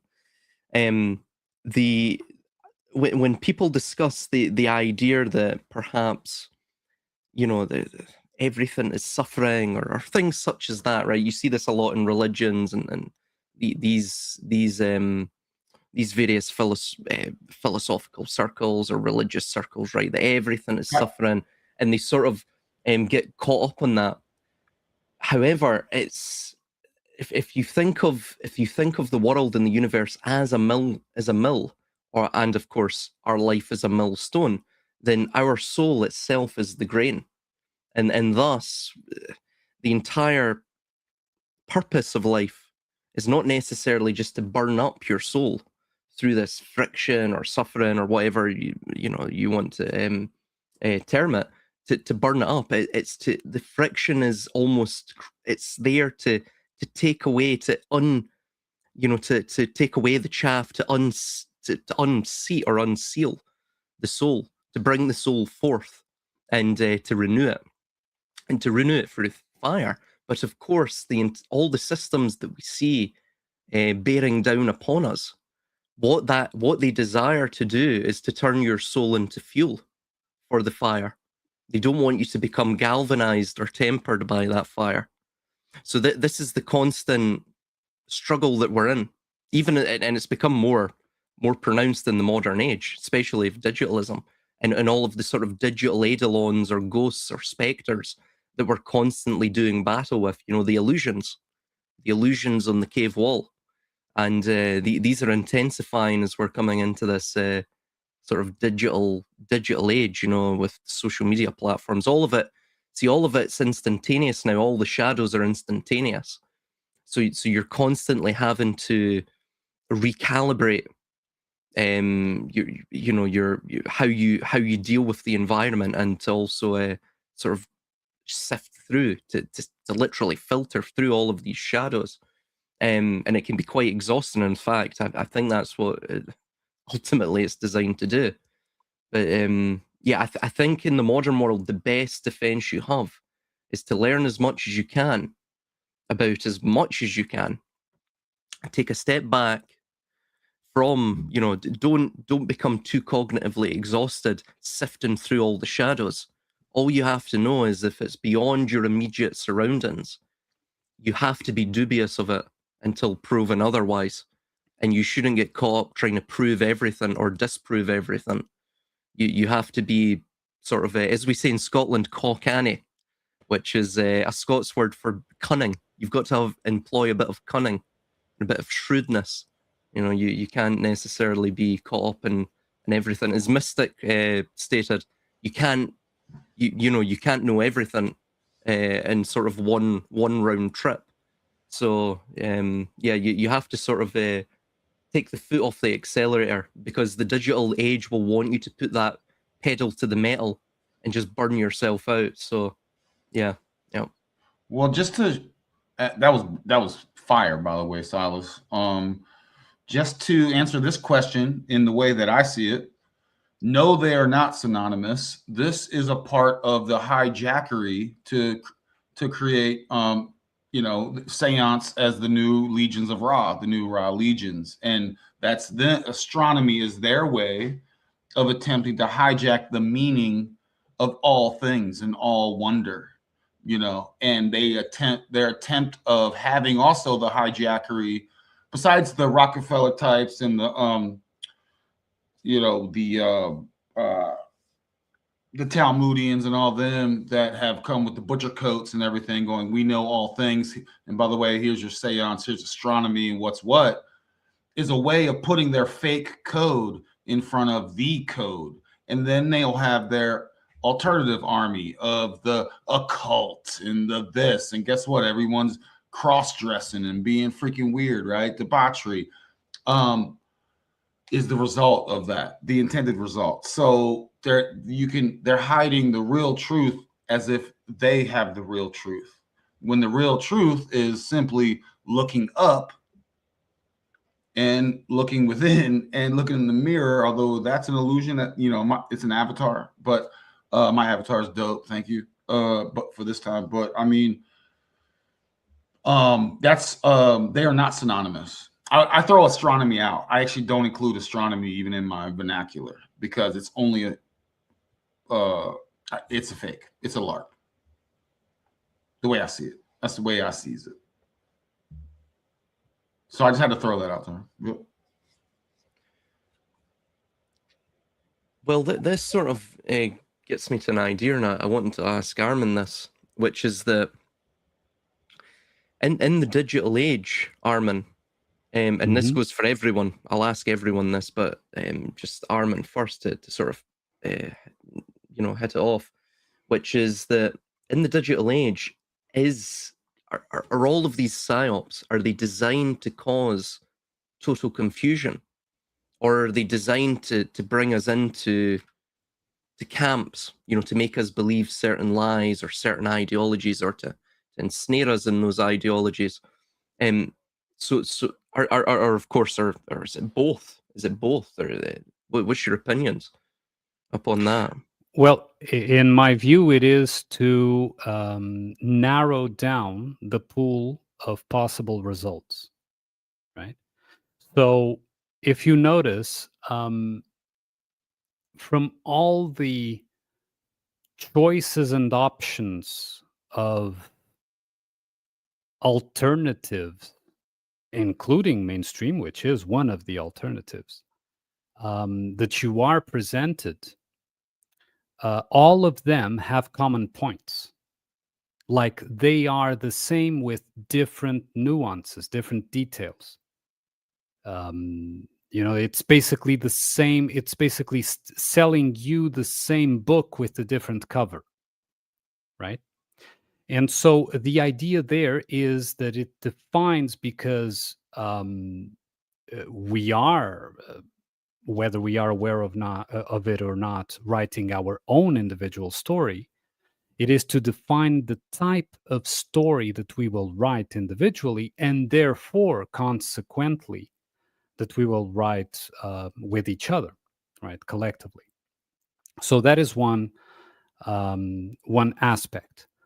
Another aspect in regards, for example, which links also to the cycles that Ronin was talking about in relation to astrology and mystic as well, is that if a story does not follow an identifiable motion, right?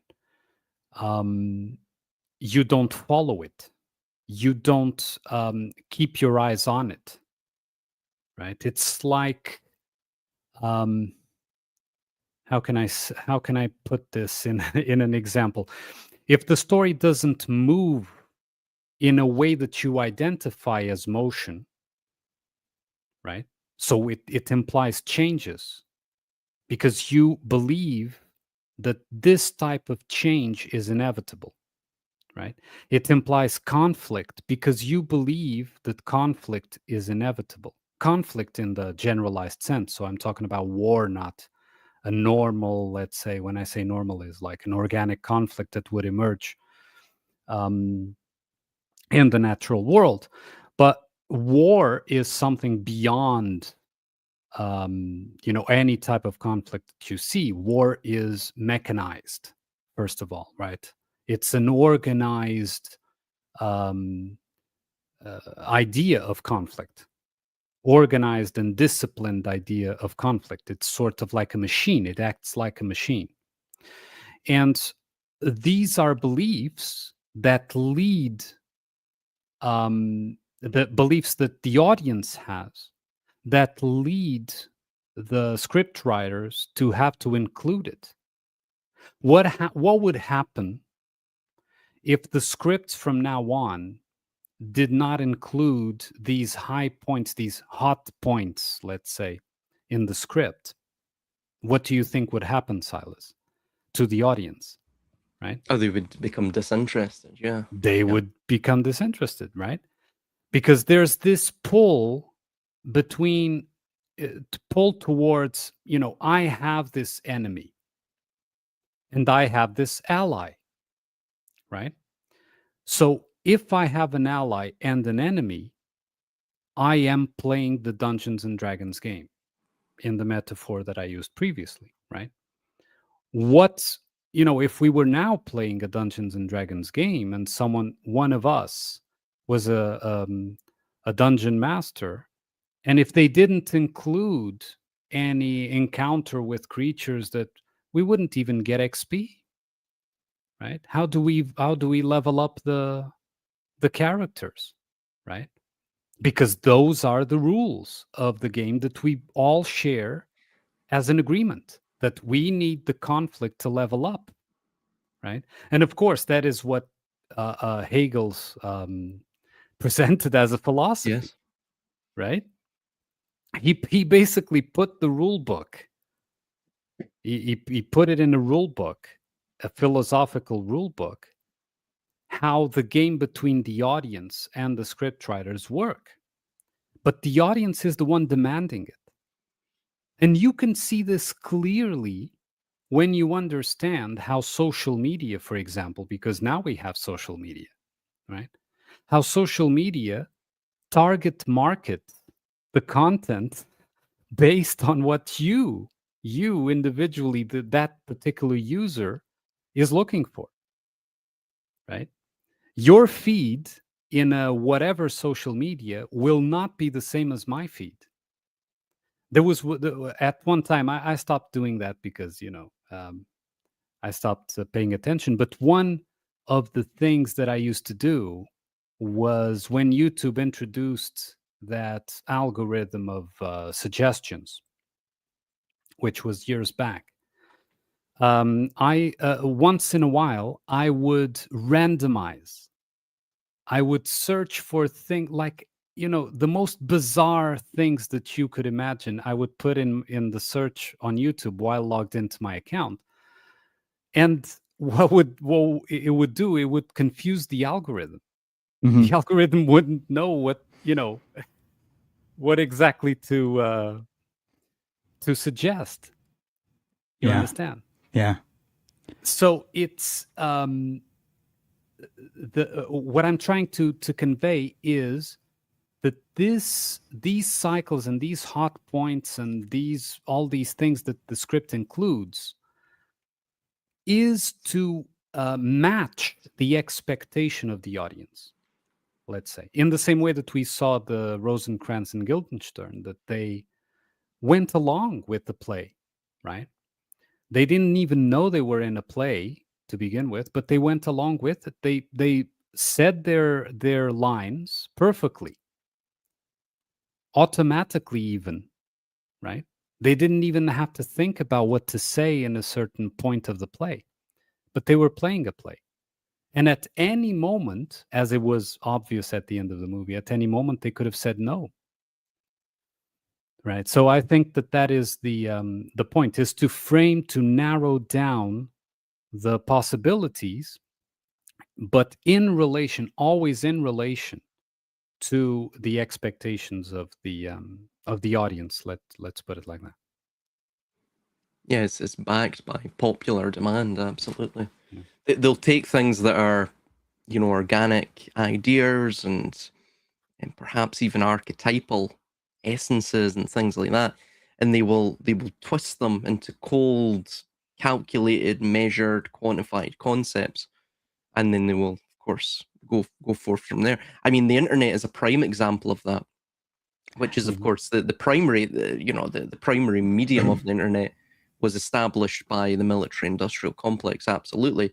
Everything on the internet for at least the first 15 years, I would say. First 15 years was extremely organic.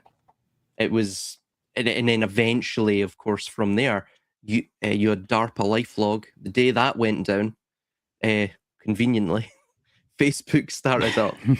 And then you had the user, like what you're saying, Armunn, the user-generated content.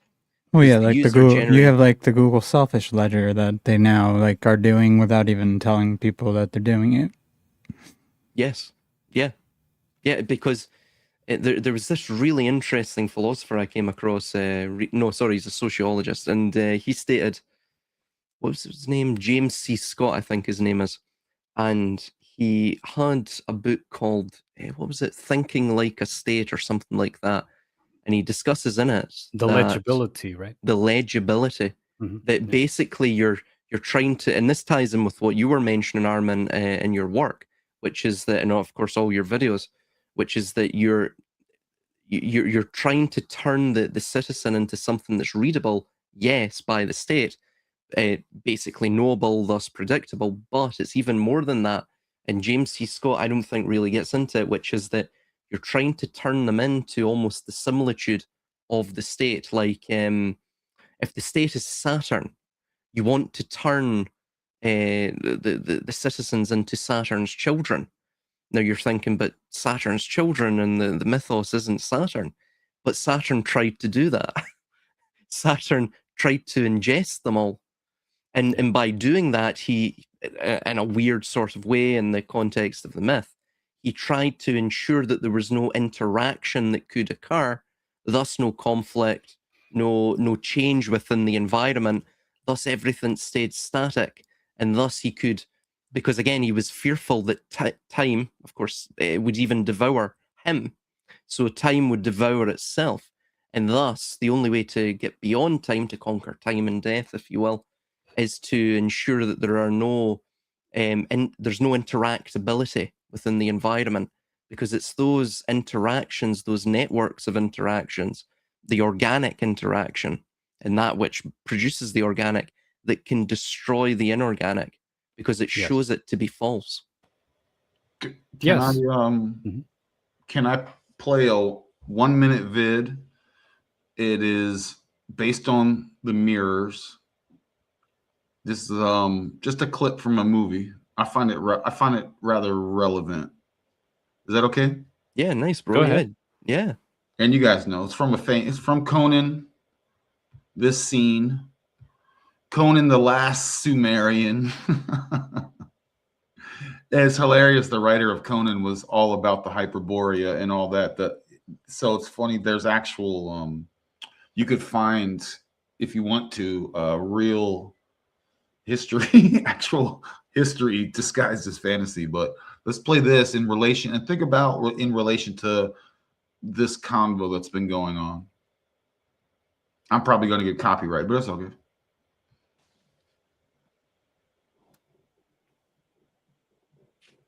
Sound. Hold on. I don't hear any sound. Maybe the video doesn't have sound to avoid copyright. Oh, okay. No, it's playing. Oh, Yeah.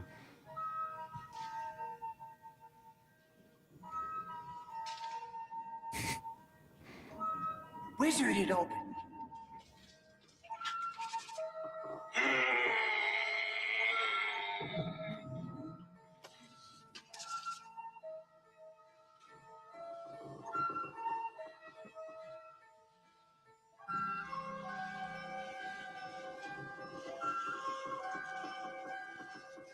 It's like another version of the Eyes Wide Shut scene.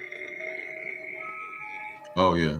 Both equally weird. Fine magician you are. Go back to juggling apples.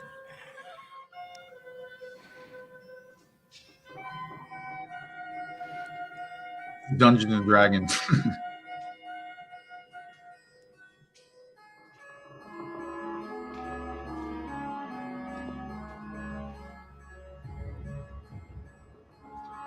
The illusions.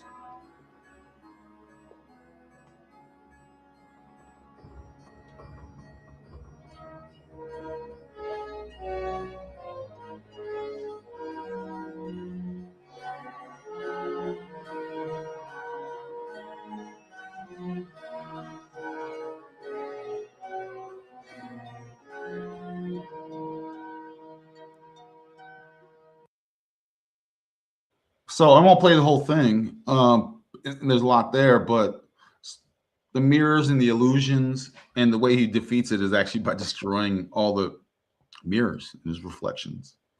That took the power away from the bad wizard or whatever. Yeah, exactly. And, of course, if we were to take that a step further, it would be that the, let's say, the monster that was confronting him was actually what he didn't see about himself in the mirror, right? And so it was reflected back at him what he didn't want to see about himself. And of course, this isn't in the movie. I'm just, expanding upon the theme. Similar that you scene wanted in The Matrix too, when he meets the architect. Right. Yeah. Yeah. It's also very interesting as well because this ties in with a book that Zeal has been reading called, I think it's called Sphinx and Christ, and it's a really interesting book, and he's been sending me screenshots of quotes from the book, and there was one of them that discusses basically Prometheus, and I won't go through all the Promethean myth and all of this, but sort of ties in with what we're discussing. Also, his brother Epimetheus, and this discusses the certain conceptions of the human psyche, and of course it relates to this, but we won't go into that. But there's this really interesting quote from it, which is that, quote, "And yet this Zeus, despite the pride that fills his soul, shall one day be humbled. He shall fall from his throne. His empire shall be ended." And of course, this is a sort of Promethean mantra, right? Prometheus is this idea that all of the gods are tyrants, and thus we must face them with sort of an unrelenting sense of retribution, right? Again, rather, you sort of see this in Conan the Barbarian, but you also see that he understands that all of the mirrors are merely mediators. They're amplifiers, even you could say force multipliers of the system that is seeking to sort of ensnare him and to capture him and to entangle Echoes. him within abstracts, within echoes of reflections of reflections. So ultimately, you see right at the end there that he almost becomes exhausted by all of the illusion, and then of course he just smashes all of the glass. Right, he destroys the mediation, the medium of that illusion, or of course of that delusion. The illusion would be the misinterpretation of a sensory stimuli, as opposed to a delusion, which would be a sort of fixed, all-encompassing belief that denies, quote unquote, objective reality, right? So, basically, this sort of ties in with what you're seeing from, for example, Larry Fink, and there's a few others as well.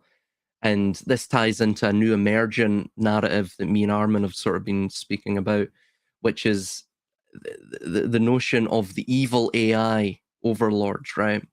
And that the data centers are being built right now, and they're going to encompass the entire world and control us all, fourth industrial revolution, transhumanism, so on and so forth.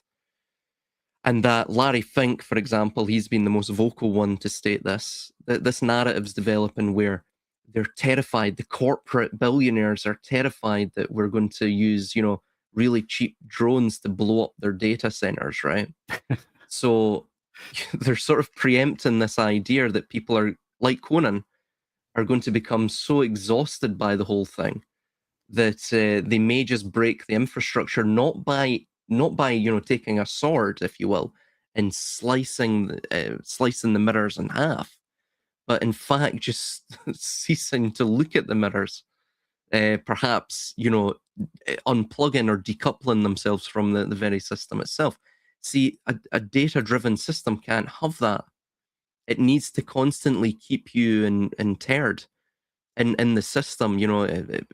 It must, the digital panopticon must become, and the social media platforms, they must become sepulchres for your soul, for your mind, for your attention, and you must bury all attention in this grave, right? Because it needs to know you.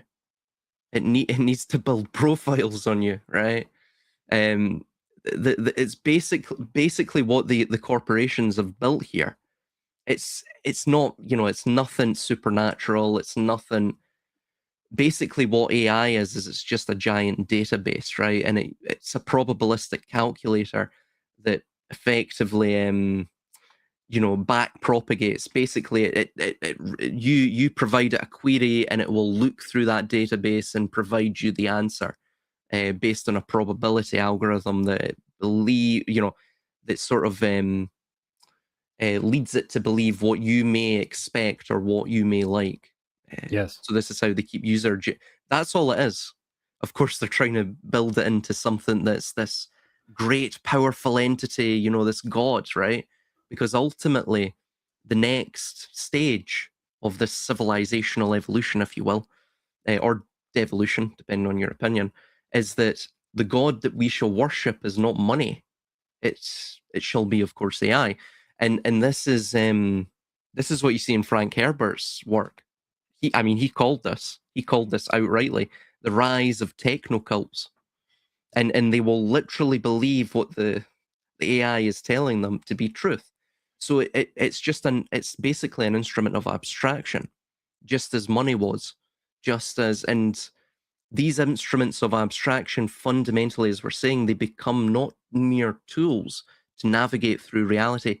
They become the primary helmsman of that navigation through reality. They become your master, the captain, and you become the first mate, if that, Yeah. So this is it. This is it. And- this is what you must defeat. And in relation to the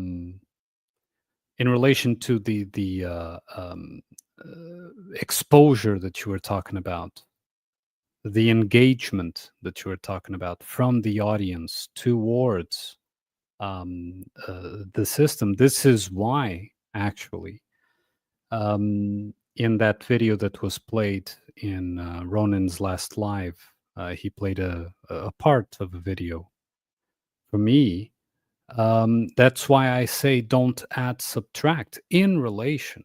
Of course, I'm not talking about an individual's own story and an individual's own experience, but in relation to this collective narrative. And the reason for that is because anything we add will be included in the history, in the database, you understand, of the whole thing. So, if you get, in a way, this is interesting because in a way, we are being prompted to come up with AI responses. You understand? We are being prompted to imagine what the next AI responses will be. You understand? So if you add to the story, you're given like a small hint, and then you build the whole story from it, that will be included in the whole, right? That will be included in the database. So you become an historian in that sense. Because I mean, not you in particular, of course, but people will participate in the building of the narrative that will be fed back at them, because you are being prompted for your expectation, like you were saying, right? So and if the shape of the letter U is funny. yes, and so it will give you what you want / expect in that sense, right? So if your, let's say, if your expectation is demons, you'll get demons. If your expectation is angels, you'll get angels.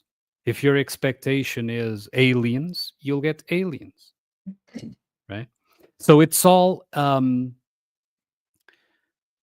it will give the response, let's say, the feedback that is expected almost at an individual level. The only way, therefore, to step aside from that is not to detach from the system, as go into the woods and what. No, it's just to go outside of the narrowed possibilities.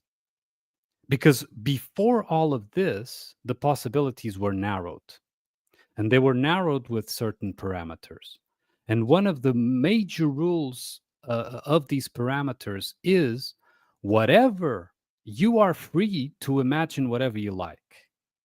But whatever you imagine has to include misanthropy, has to include that man will always generate war and will always have an enemy and will always, quote unquote, and here I'm just using that word, misbehave, right? And that man is also separate, be it as an invader, be it as something else, but separate from, the world. Man doesn't belong in the world. This is also part of the idea, right? And I think that the world and man are absolutely interconnected. I think that if you were to remove man from the world would cease to be. And I know that this is, how can you say that? You said, no, this is what I think, because man has a capability that seemingly no other creature here has, which is the capability of joining the essence with the material, joining pure potential with the actual manifestation, right? So one thing can't, you can't have manifestation without the potential. right? So you have to bring the potential into the manifestation. And I think that man is the one that links the two, let's say. Absolutely. But anyway, yeah. Absolutely. I totally agree with that. Thought that was very well said. Yeah, that's totally on point. Yeah, we're basically we establish reality in a way, not necessarily the objective reality, but if you tie that into God knowing Himself, that we are fractals of that sort of force that binds all of the universe together. You can call it love or eros or whatever you want to call It's it. consciousness, you know? Consciousness, yeah. Consciousness. Yeah. That we ourselves are that, not necessarily machine, but we are the projection of that, of that cosmic divine drama. Yeah, absolutely. on And point, the man. way you know it's more than likely consciousness is because you're seeing them actively try to have people erase their consciousness and replace it with an artificial version of it that isn't actually conscious. PK Yeah. is always trying to point out solipsisms. Solipsism? That's what I said. I said it correctly the first time. Solipsism. No, well, but it isn't solipsistic because it is not being said that the individual is the only one that exists consciously. This is an interactive an interactive world, and it interacts even beyond humanity per se, right? What I'm trying to convey is that there is a link between consciousness in the purest sense, in the potential sense, and the manifestation in the actual, visible, palpable reality, let's say. And so that is done by humanity as a whole. So Yeah. Well, you need consciousness in an organic form to manifest through imagination. yes, Because what artificial intelligence is doing is only guessing based on highest probabilities what's expected from it to be the next best thing said in response to whatever has been said to it previously. And actually, it's getting worse. Like the LLMs they're degenerating. They have less. It's almost like they're hallucinating more and more because they've already run through all the data they've had, and they're trying to stay interesting. And then now they lie because they're trying to make stories up to please the people they're conversing with. And when they're talking to someone who's an expert in their field and telling them lies about the field that the person works in, then it becomes problematic.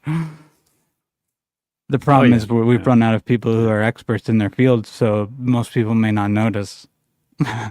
Yeah. The problem is as well is that you're entering an extremely avaricious time to be alive, which is corporate greed is off the charts.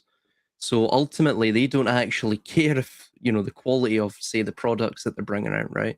And because in the West, because everything is now this sort of service economy, everything is based around the intellect of man and how the intellect of man can, engage in, for example, primarily managing other human beings. That's the main thing with managerialism. But I mean, there's a whole host of things that, of course, computer programming, computer software, that development, even script writing or what have you, all of that, they don't really care if AI is or LLMs are at the stage where they can do this, where they can create these things. All they care about is low profit margin businesses. Pardon me, low margin of labor outlay businesses. That's what I mean to say, which increases profit margin. So ultimately, they only care about effectively divesting away from investing within their labor pool to bring them up, to bring their skills up, to develop their talents, whatever it may be. That's too costly. And of course, within the social media platform age, where everything is like rapid, it's all content, right? Nothing's ever art now. It's never creativity. It's never beauty for beauty's sake. All of it's sort of inverted economy of human devaluation.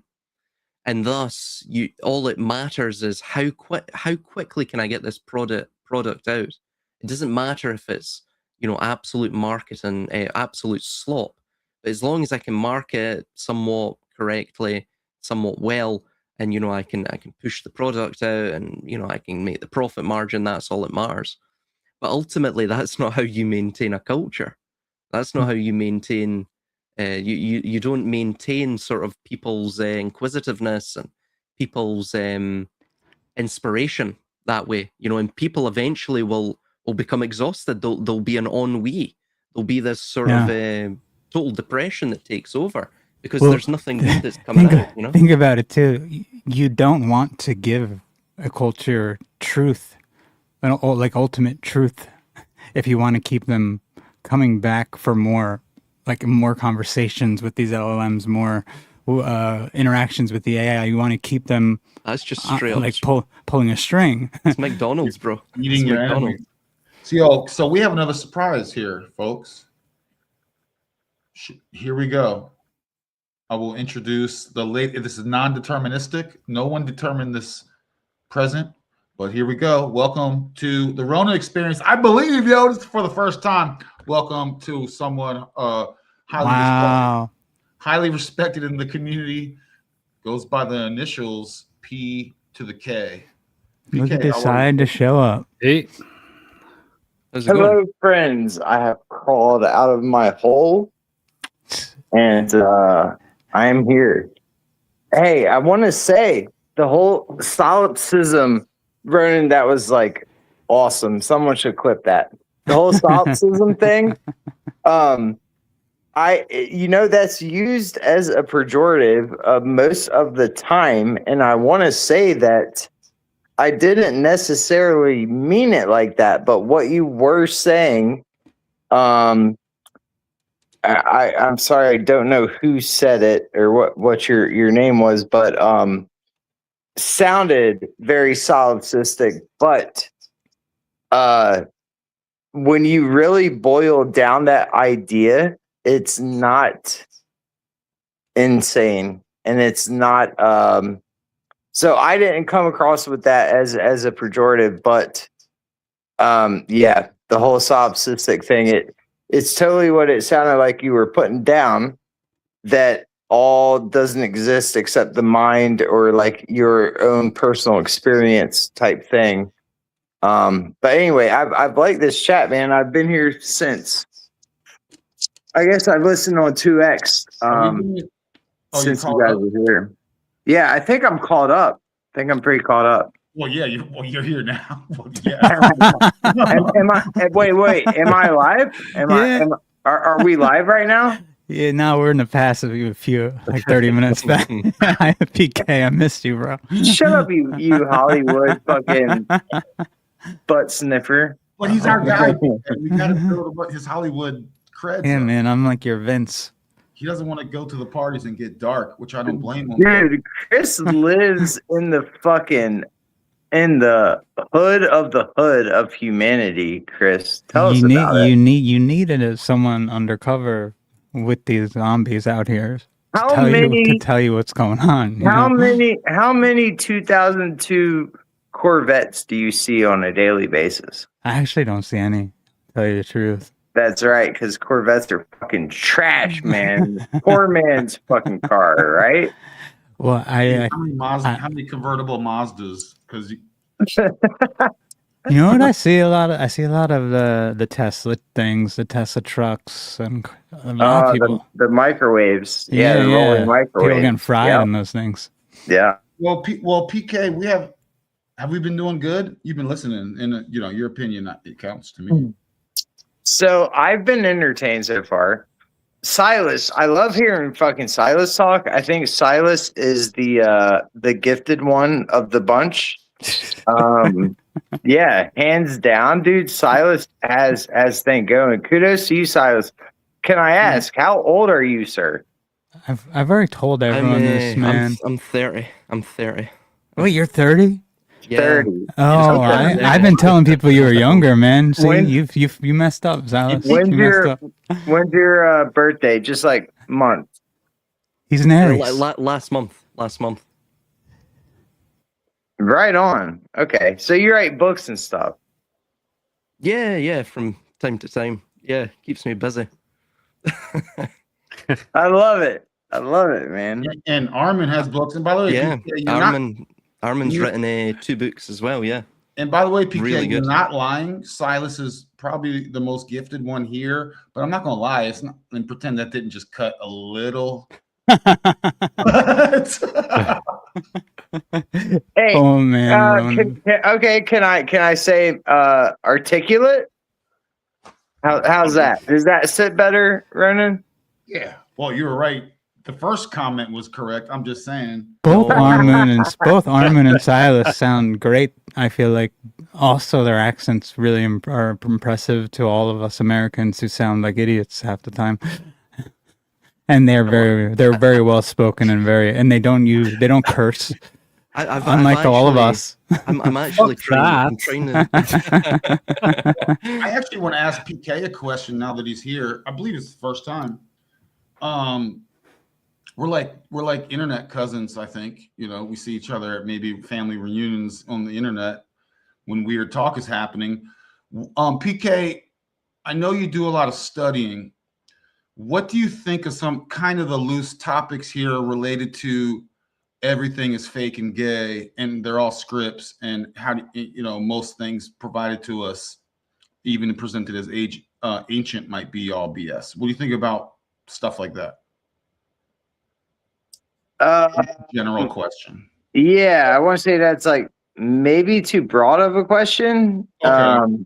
Can you like hone down a little bit? For you, what things are you a big fan of? Saying this is pretty good truth in means of external info, like you're reading on a book, or like Rudolf Steiner or something, or you're how much, or any religions. I don't know. I don't think you're Like Jesus Christ. Yeah. Oh shit! Oh Yeah, shit! Jesus real or not? In New World. So, dude, Jesus. Who's your favorite listen, Jesus? Japanese samurai Jesus, or All right, let me tell you about Jesus. Let me tell you about Jesus. Whether he existed or not is not the point. And if anyone thinks that that matters, I think that they then are missing the point. If Christianity were to ever be a religion worth fucking anything, then you shouldn't worship a man that you think lived 2,000 years ago. I think you're missing the point. I think that the Bible, if anything, to be held up as a true religion, is about you and yourself and your journey, and not about a man that lived 2,000 years ago. I think Christianity, modern day, really idolizes some figure that they think lived 2,000 years ago. And I think they're totally missing the fucking ball. I think there's a lot of good stuff there, but the most Christians got it all way wrong. And I think we all agree with you here. I'll leave it right there. And I couldn't even imagine, I don't watch sports anymore, but I can't imagine wearing a 28-year-old's jersey and looking up to that sports star. Jesus, on paper, 33. I'm beyond that. So it's like, Well, Silas doesn't. So. Oh yeah. Well, we can make so much. The youth. Church of Silas. He already has. Oh, that's our front man, Chris. I'm our front man, dude. So it's funny though, your question, I thought you were about to ask what I thought was like of topic today, but then you got into Rudolph Steiner and Jesus. One of the most like prevalent things that I've seen lately is, have you guys ever heard of the website deflock.org? Is this about the flock? The cameras? Yeah, I just totally guessed that. So yes. Oh, the flock cameras. Yeah. Yeah, it's about the automated reading everyone's license plates, knowing exactly where they are, when they are, at all times, which might all be a psyop now that I think about it, because maybe they could know all that already by our cell phones that we willingly carry with us everywhere, right? So, but the whole deflock thing is. It's another level. It's the next step. It's boxing in the box, because say I leave my cell phone at home, which tracks me everywhere, anywhere, even if I have my GPS off. Now we got this whole cameras everywhere reading every fucking license plate at intersections and tracking where you're going, when you're going. yep. It's another level. It's the box within inside the box. And I think it's crazy, this stuff going up around everyone, and it's like I'm sitting here talking about it, but have I done anything about it? No, certainly not. I wouldn't even know where to start.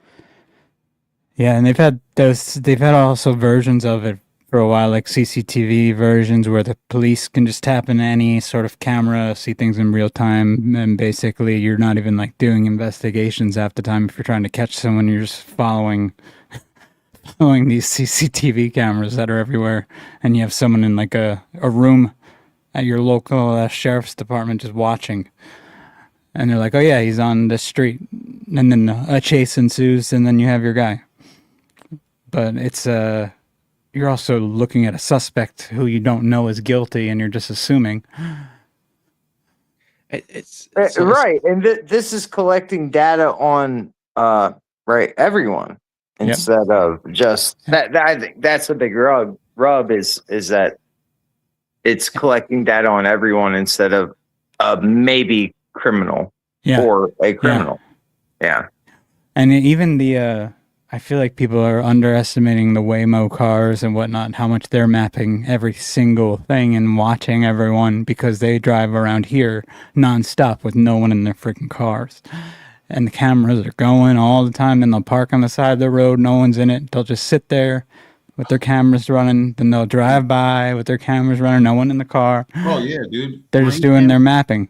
Bro, the whole thing's doing this mapping on that Ford truck stuff coming out, Chris. That also records the outside, so that thing driving around. But yeah, man, dude, that right there makes me want to just like buy used cars from here on out.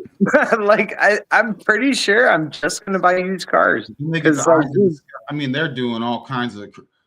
Can we slowly land this plane? And I know it's tough sometimes when we have so many legends and everyone's rocking, but I do have to work tomorrow, guys. I have to earn these dystopian matrix. Yeah, I have to work tomorrow too, man. It's fine. So screw your work, Ronin. Yeah. Don't worry about it. Who cares about your work? I'm Eastern time too. You'll be fine. Yeah. I just know.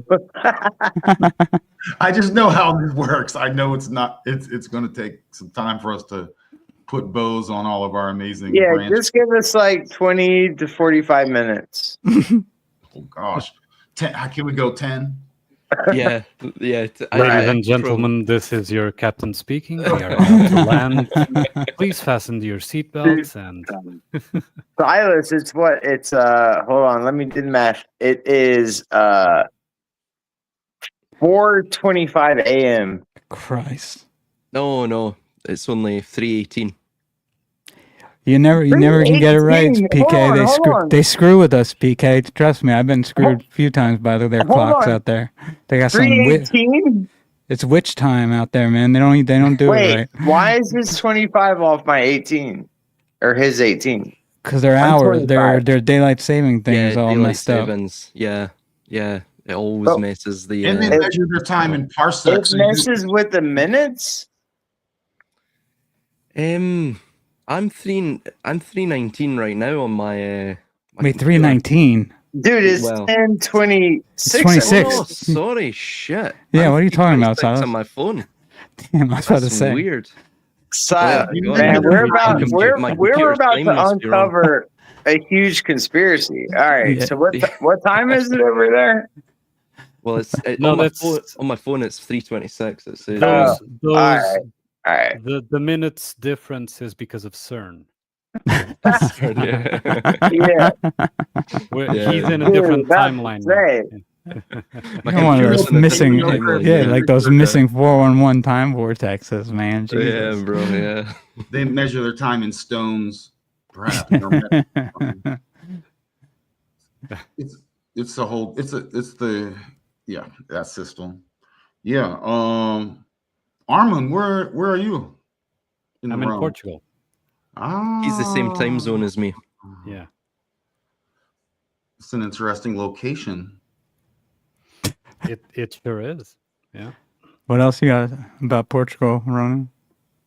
I mean, a lot, but I was thinking just more of the aesthetics, and like Morocco across the street, stuff like that. I was Portugal. I mean, Portugal's an interesting location for a lot of reasons. There's an interesting place actually near Armunn, and I've been to Portugal several times, and I've met Armunn in Spain? the flesh. And no, Kidding. you absolute oh god, you infidel. So yeah, there's a place called Sintra. I'll let Armunn describe it just quickly, but it's a really interesting place, and there's a hell of a lot of symbolism there as well. If you're interested in that sort of stuff. Well, Which let's start and let's go around and let's just get out of here. Let's have everyone have their sure. final talk. And we'll just go around Armunn and then Silas and then Chris and take your time. We can go so many places. So I just want to try to get us out of here. PK. PK No, just disappeared. Yeah. There'll be more. All right, sweet. So we don't have to solve it all tonight, Armunn. We could. No. All right, we'll do it next time. No. So yes, just to answer Silas, Sintra is a mountainous region very near to Lisbon, that has a certain. It's clearly sacred to a lot of let's say groups. And there has been an attempt to preserve it, and clearly that's where most, for example, of the high-end masons and this sort of thing would live, because almost every house and property there has symbolism related to that. So it also has its own microclimate, which is very interesting. So usually when it's raining in Lisbon, it's not there, and vice versa. So yes, it's a very interesting place. It's not necessarily at all my favorite place in Portugal, but it is interesting for a visit, and I took Silas there, and he was amazed at all the symbolism there. But there's a very let's say organic beauty to the place as well. In relation to our talk here, well, it was a pleasure, Mystic, and in a sort of farewell statement, thank you for the time and for this opportunity as well, and we can do this some other time as well, so we don't need to do it all today. So thank you very much. Yeah. Nice. I echo what Armunn stated, and it was a absolutely fascinating discussion, and Yeah, we brought up a lot of very good points, I think, yeah, and explored a lot of fascinating topics. Yeah, no, I'm sorry I was late, guys. I had a good time. I think we definitely should do another one soon because I would love to talk with y'all more about all of these topics. But great seeing you as well, PK. It's nice to see you back from your hiatus. And thank you for having us, Ronin and Armunn, Silas. Always great to be with you guys. Yeah, likewise. Likewise, bro. Yeah, thanks for having me. Thank you, Ronan, for hosting, and you guys have a great night. Nice meeting you, man. You as well. Yeah, Armin crushed. I'm glad you came on here, and yeah, we'll absolutely talk again. So much value, brother. Appreciate you, man. Thank you for yeah, having me. I just want to say quickly as well. I've also posted in the comments in the live chat Armunn's the links for Armunn's book, and I also did a audiobook for Armunn as well. So on his work. Yeah, I was looking at that. Hold on, let me share. Ooh, can you tell us real quick, like what it's about? Plug, please. Yeah, check this out, dude. Oh, What? can I play the? Hold on, watch this. This is I'm gonna share what he's talking about. Trying to get some sound. All right, watch this. This is Armin's book right here. The link is in the description and in the chat. Man, Psyche, the Two Worlds, and let's let this play for a second. Man's Psyche, the Two Worlds by Armunn Righ. That voice is familiar. Dude, Chris, wasn't I saying I would hire Silas to do the voice of our book here? I didn't know he did it already. And Kazumbo, a very wise and bright young man, whom I have the privilege of knowing, convinced me to commit my observations on the human psyche to literary form. Do make note of that I am not an academic, for I have long perceived the inherent limitations of academia, given its promoted roots. Therefore, embarking upon this process ran somewhat counter to my natural inclination as a dialogist, leading me towards their publication in text, perhaps for this work to stand as a companion to my many recorded conversations on the subject. And well, I won't keep playing it just because it's fire all the way through. Even said, I remember. Wait, how long was that? Can you share the link to that? I want to watch that. It's 3.5 hours long, and it's great. It's straight fire. It's a free book? Yeah, it's free. Yeah. Oh, man. Well, so okay, it's free. What is it about? I still didn't get what it's about. It's about man's psyche, and of course the rest of the title is the two worlds, because I go into the difference between the perceived world and, let's say, quote unquote, the organic world. So that's basically what it's about. It's in a way psychology, but also beyond psychology, in my opinion. Yeah. Very cool. I always love when people use that word. I love to point out that psyche came from suke, which means like soul. Whenever you see suke in the Bible, it translates straight to soul.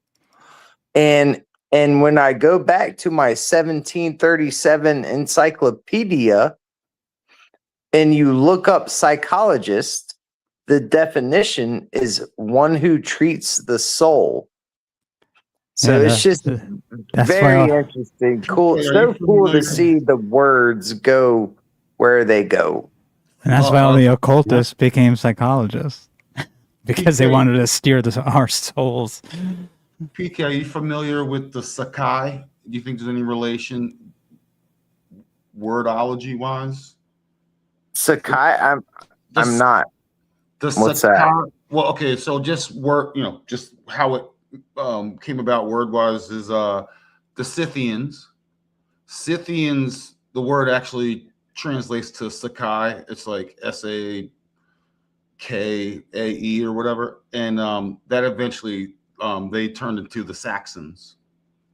So this is, you could follow, this is not like super hidden info. Like you could track this.